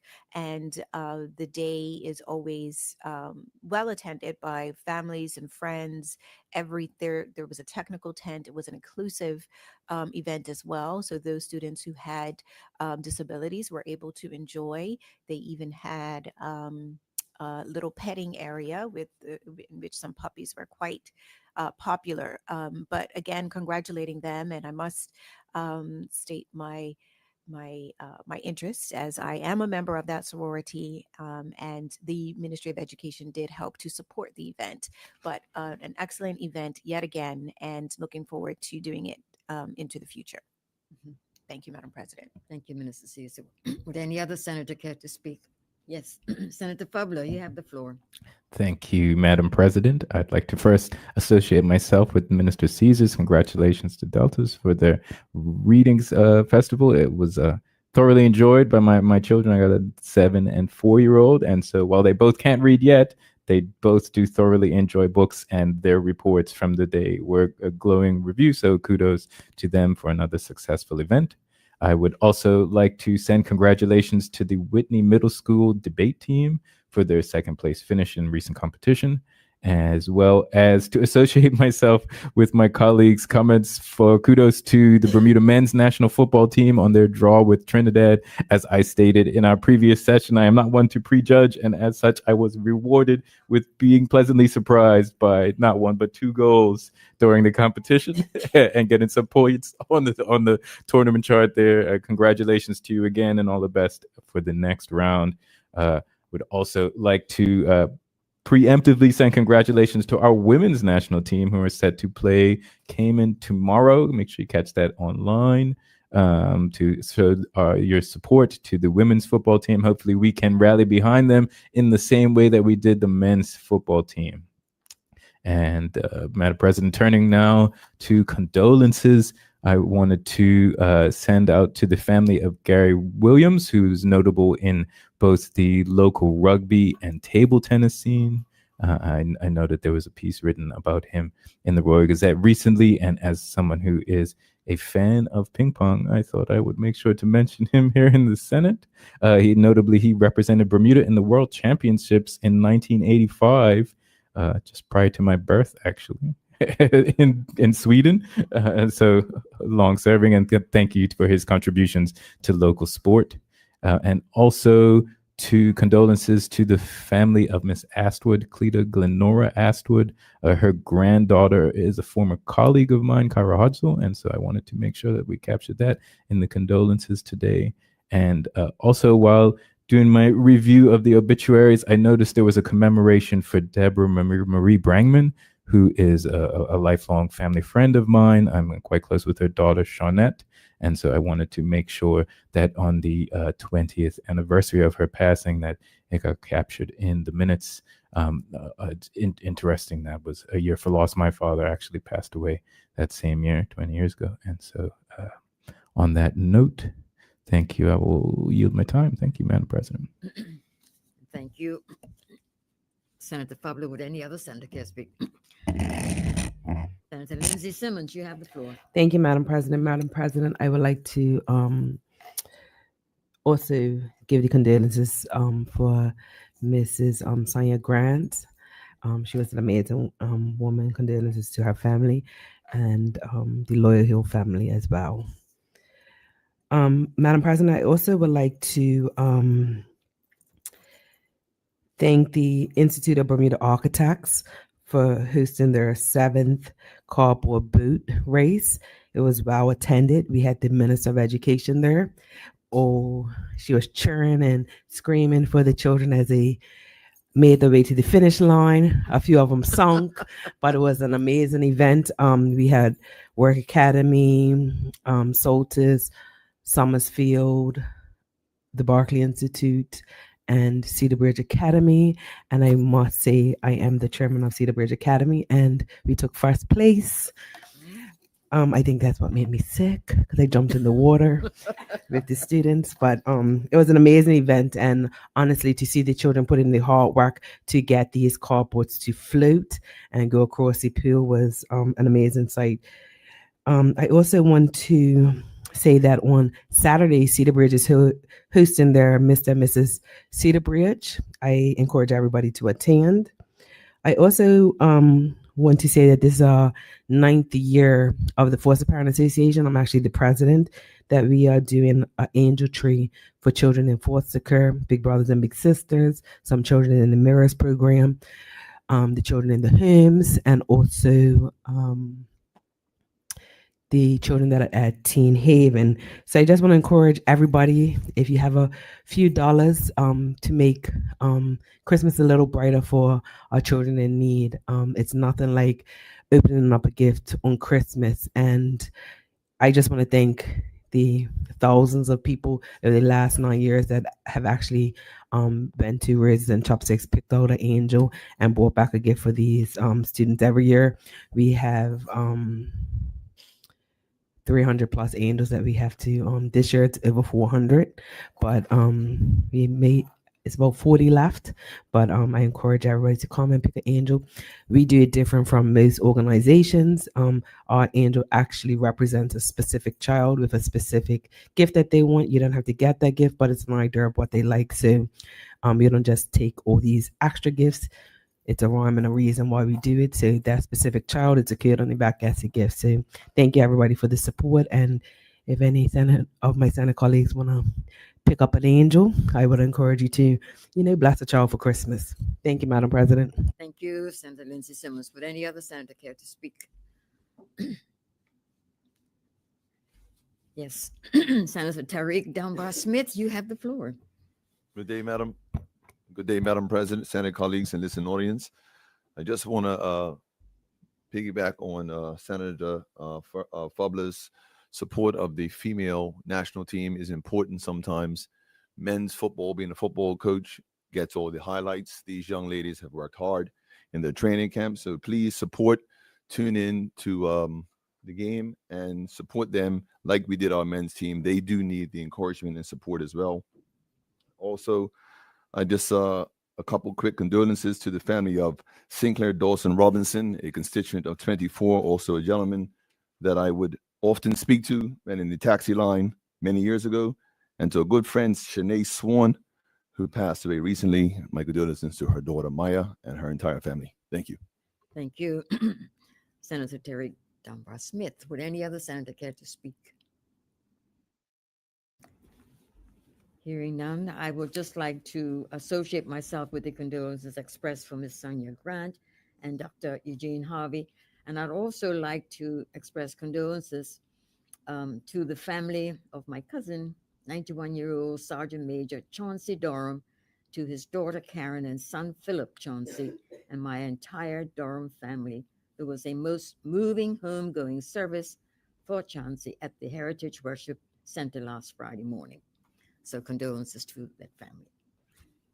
And with that, then we'll move on to item number 16, adjournment. Minister Caesar, government leader in the Senate today, you have the floor. Thank you, Madam President. Madam President, I move that the Senate do adjourn to Wednesday, December 10th. Would any senator care to speak on the motion to adjourn? Yes. First hand I've seen is Senator Dion Smith. You have the floor. Thank you, Madam President. I wanted to just bring a few things to the attention of our public and our people. As I often am on the doorsteps with our constituents, and some of the recent topics that they've been concerned about, which is the housing and the modular housing in particular. And I do note, in my opinion, the modular housing is definitely a good option, provided that a strategic plan is in place to manage temporary users of these homes. And I often wonder, with in our conversations when I'm speaking with some of them, are these units particularly suited for individuals, or should it be for individuals who are in more or less transitioning from dire circumstances, such as living in halfway houses as you kind of transition from either emergency housing, from hospitals.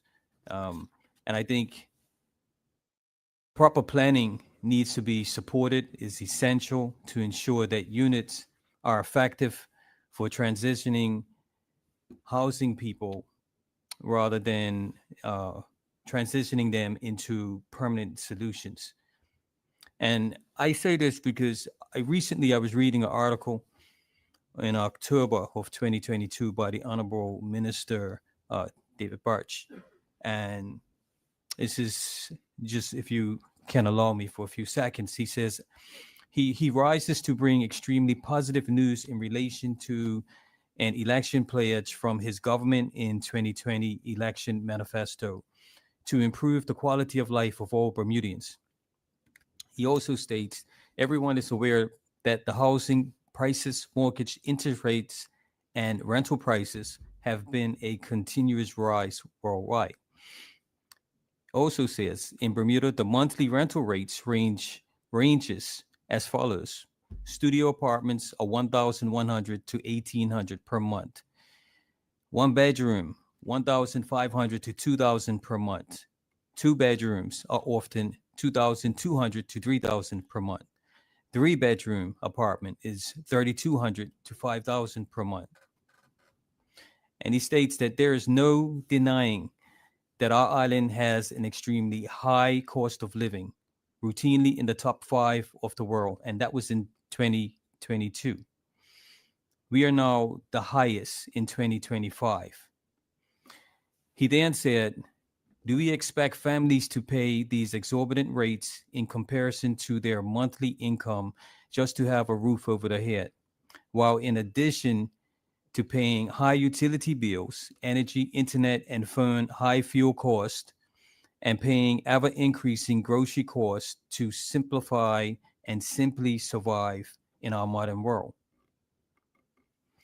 He said the simple answer is no, that his administration does not expect hardworking families to live in this manner without help from their government. And I say, when our citizens fall on hard times, it's often both embarrassing and disheartening,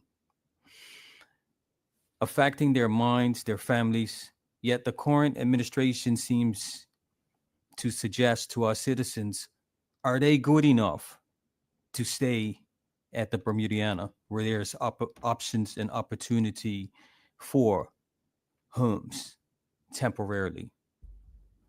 So I say, why not provide housing at Bermudiana until permanent accommodations are secured? I make this statement to highlight the urgent need for dignity, respect, and proper support for those who are temporarily vulnerable at this time. Thank you. Thank you, Senator Dion Smith. Senator Misha Fabler, you did indicate you want to speak on the motion to adjourn. You have the floor. Yes, thank you, Madam President. And so I was interested in sharing some of this at our previous session, but I decided to defer to our most recently joined colleagues to the Senate, given they gave their maiden speeches. And I just wanted to highlight, it can be daunting as a relatively new senator to select the topical issue to highlight during your 20 minutes of motion to adjourn. And, there are so many things going on the island, things that have competing priorities in people's minds. What is the most important thing to highlight? I think most recently we've had in another place discussions of road safety and healthcare, and again here in the Senate of frustrations and lamenting of complainers, to kind of paraphrase one of my colleagues. And so on my 1 year anniversary of serving as a senator, actually 1 year tomorrow will have been 1 year here in the Senate. It's been an honor and privilege to serve the people of Bermuda in this capacity. In preparation, I started to do my research, as I am keen to, and I came across an article in the Daily highlighting a third shooting suspect in the murder of Janae Miners, a suspect by the name, apologies, Sanjay Wales Smith. And I was curious. I wanted to get to know more about who this 19-year-old person was who's willing to arguably throw their life away for. I cannot speak on cases. Sorry, apologies. And Yeah. not on the case specifically.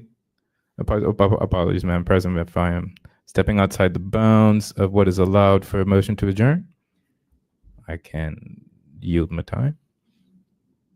Yes, that is true. You don't speak on the cases that is in the press at the moment. Understood. And so taking a step back, I just wanted to highlight the need for economic opportunity. I did some searching, and I found on LinkedIn a profile of the same name. I don't know if it's the same person, but it said unemployed at unemployed. And that's the point really that I wanted to talk around, enhancing economic opportunity. My colleague recently just touched on that as well, people falling on hard times. We can see that the traditional markers of economic success are trending in the right direction. You travel through town, you see there are large buildings being constructed, GDP continues to rise, job numbers are growing.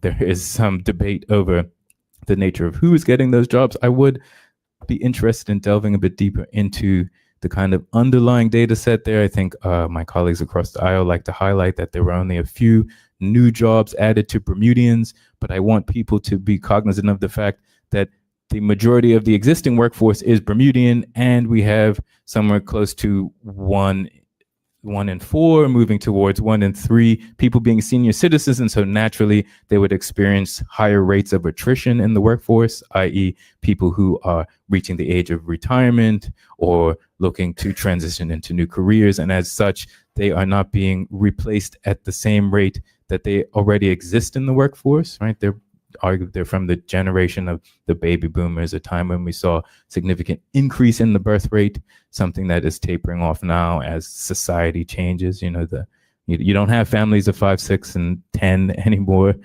My mother is one of 13, and I am one of 1. For her, arguably, I have a sister as well, and I'm not an unusual case. I think it's probably accurate to say that these days it is more unusual to see 3, 4, or more. And so I wanted to take a moment to kind of highlight some spaces where we are implementing incremental improvement. I think kind of in the corporate space, that's kind of the mindset. You won't be able to revolutionize the way you do business. That is arguably impossible given the fact that you're not starting from scratch and you cannot pause existing business to implement new process. It often needs to be developed and designed in parallel, and as such, the incremental improvement in providing economic opportunity and is something that the government and society at large need to continue to focus on. Would help to address the issue raised by my colleague as well. And so on that note, kudos to the Minister of Labor Economy and that ministry, as well as BEDC, for their general effort in that space. You don't need to look far into the history of the Royal Gazette to see ongoing events, including things like the small business opportunity loans that are available through BEDC, and kind of more specifically, instances like the Wave of Opportunity pinch competition that recently happened. I neglected to mention that during my congratulations, but to Global Atlantic, one of the partners in that space, providing an opportunity to enhance entrepreneurship, and certainly in jurisdictions where those types of economic indicators are measured, they show that that's one of the more effective ways to drive economic activity, right? The small business, those businesses are more likely to keep the money circulating within the economy as they are transacting with locals and other businesses. And so something that other large organizations should look to provide partnership in, right? There are many instances of charitable activity.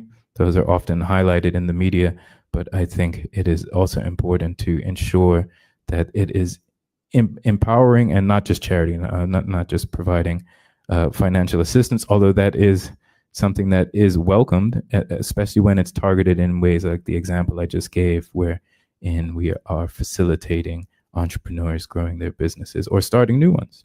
And also, I wanted to take a pause. This might be offbeat, to provide kudos to my colleague, Senator Cunningham, who left the private sector to join BEFIS, which is a third sector organization working to enhance economic opportunity for Bermudians. She's not alone in that case. I don't think we have to look far across the legislature and Bermuda at large. There are many of us who work both in the private sector and in the third sector. And I encourage more of you, if you're listening or if you're at the media writing an article about what transpired today, that there's encouragement to those of you at the executive level with significant experience to join us in providing mentorship and opportunity for young Bermudians to further engage in the economic opportunity that's there.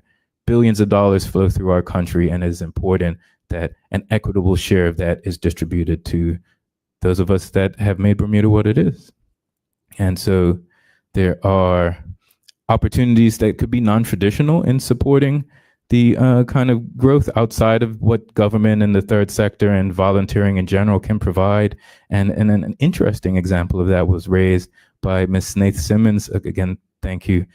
Unending thanks to Ms. Simmons for her op-eds that she writes highlighting historical occurrences in Bermuda. It's very important for continuing on kind of the public knowledge of the culture, the foundations. And so she wrote recently about the Colonial Opera House, which was completed in 1903.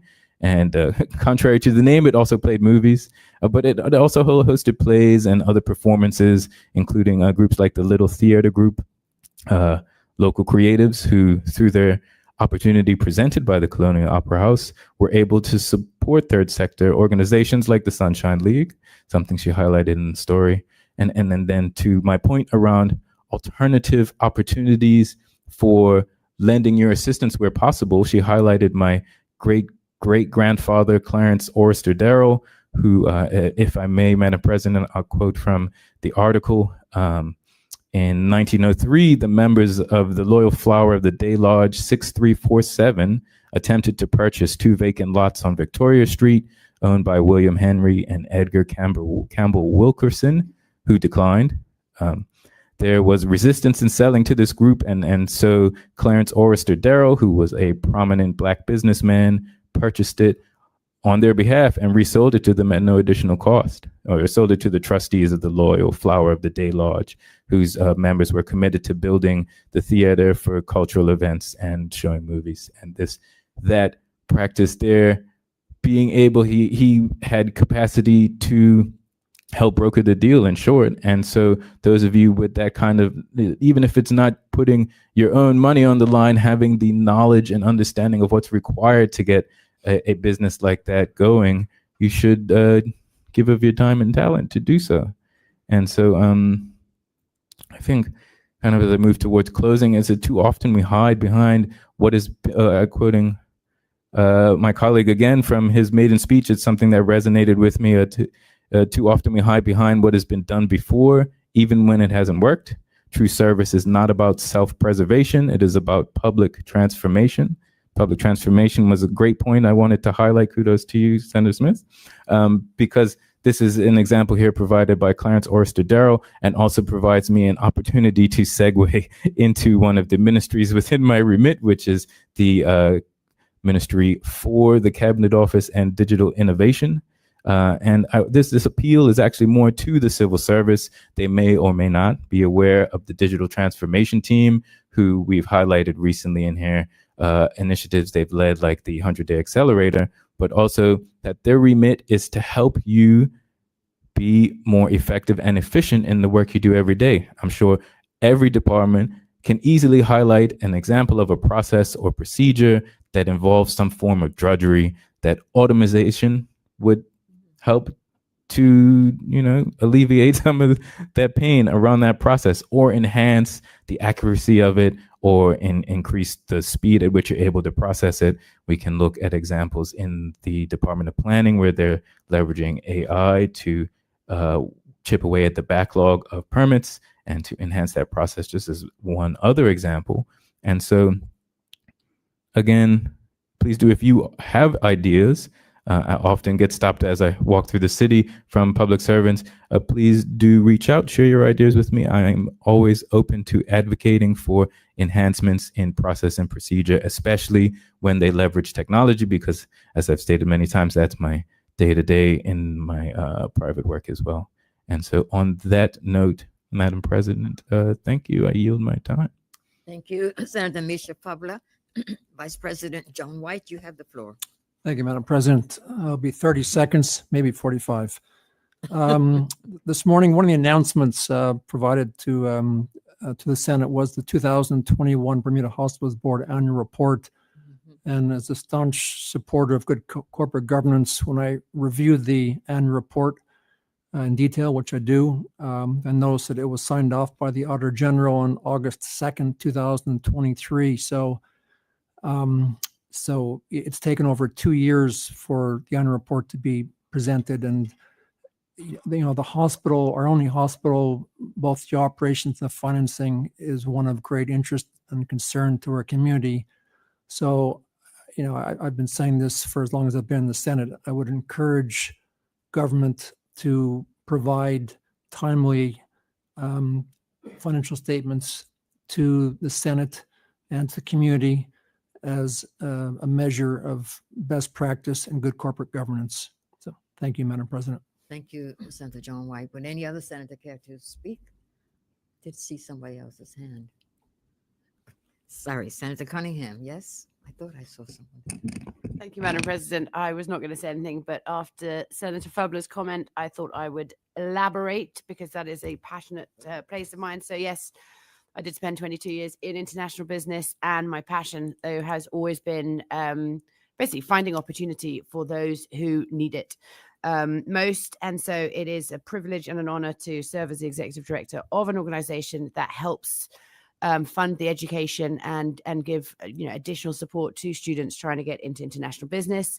But to me, it's not just about international business. It is all different industries. I mean, I helped a mentee's sibling who wanted to get into carpentry. So I think last week I was actually invited. I took my organization global. I went down to Puerto Rico, and they were wanting me to talk at their financial services forum about how to attract and retain talent into their financial services sector. But it became apparent that Bermuda has got regulations and laws in place that protect our Bermudians, which they did not have in Puerto Rico. And we've also got the well regarded regulatory and legislative framework. And I just think for our students, the world is their oyster, but everything here is here at home. So I think my call to action is for those in the listening audience. It's not difficult to give time to be a mentor or to offer an internship or an apprenticeship to someone. And these things can actually change lives. And, my chair and I were talking about how we're change makers.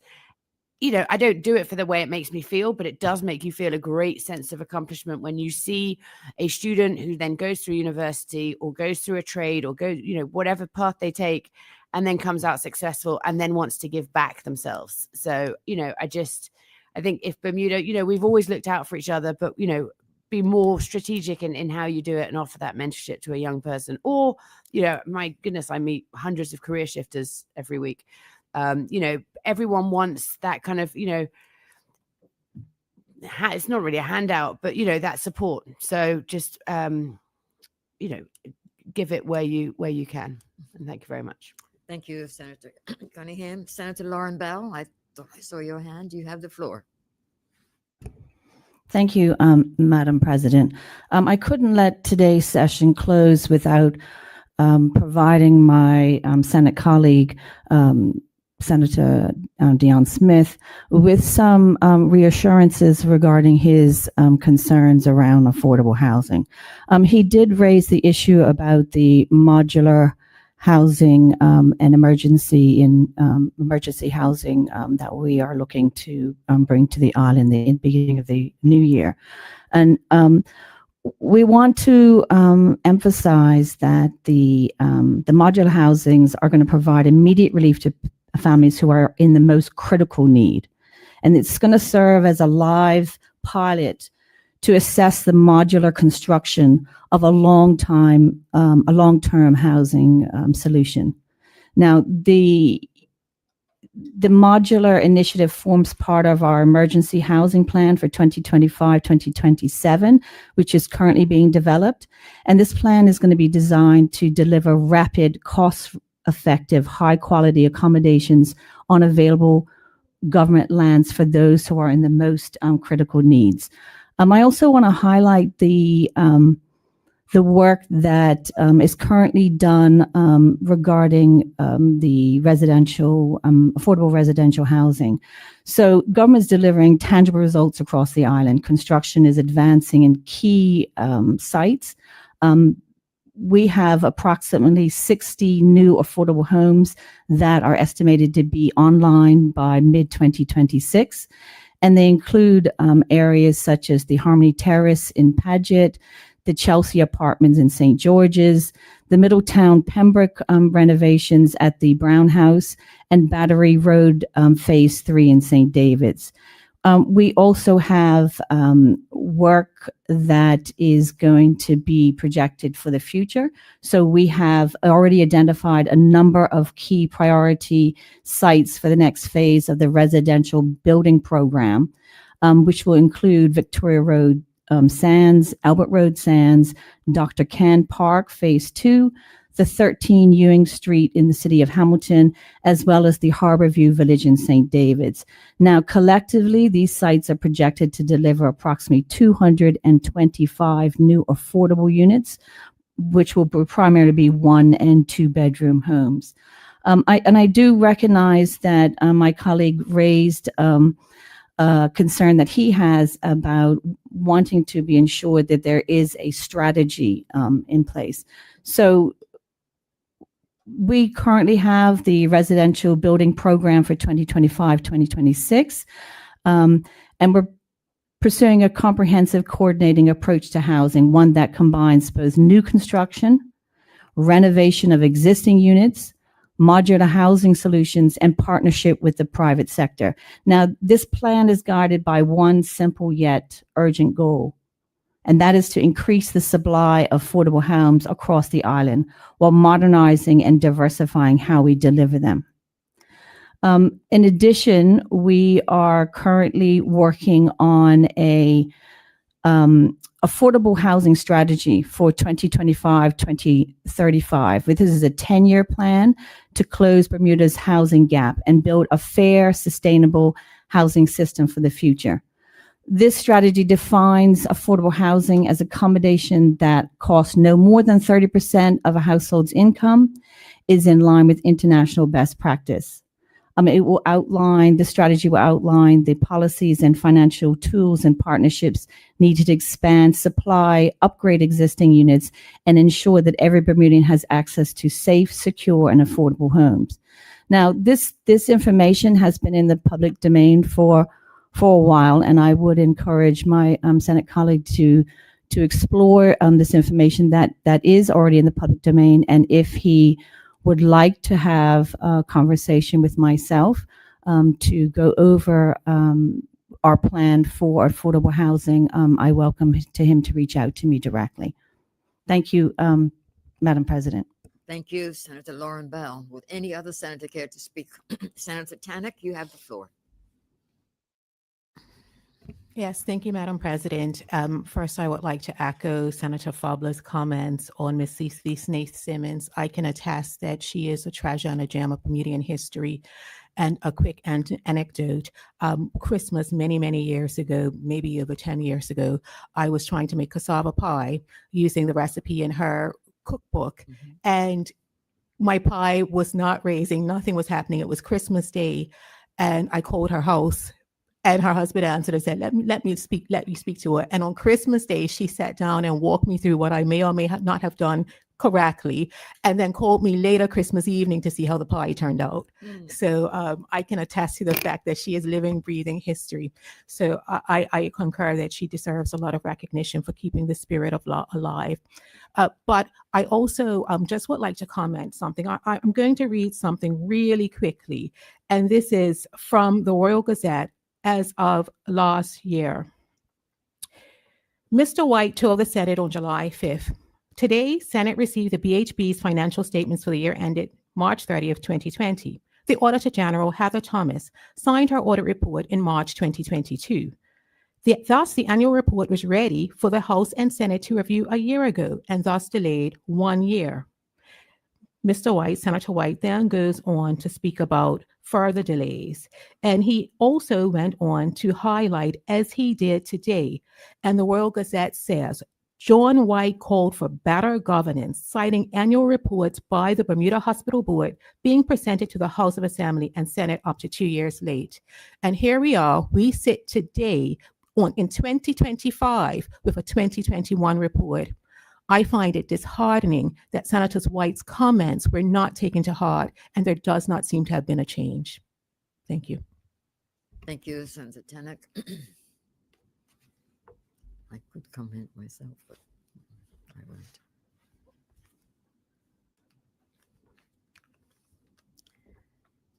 Would any other senator care to speak on the motion to adjourn? Hearing none, then Senators, thank you for your presence, your work this morning, and Senate stands adjourned until December the 10th.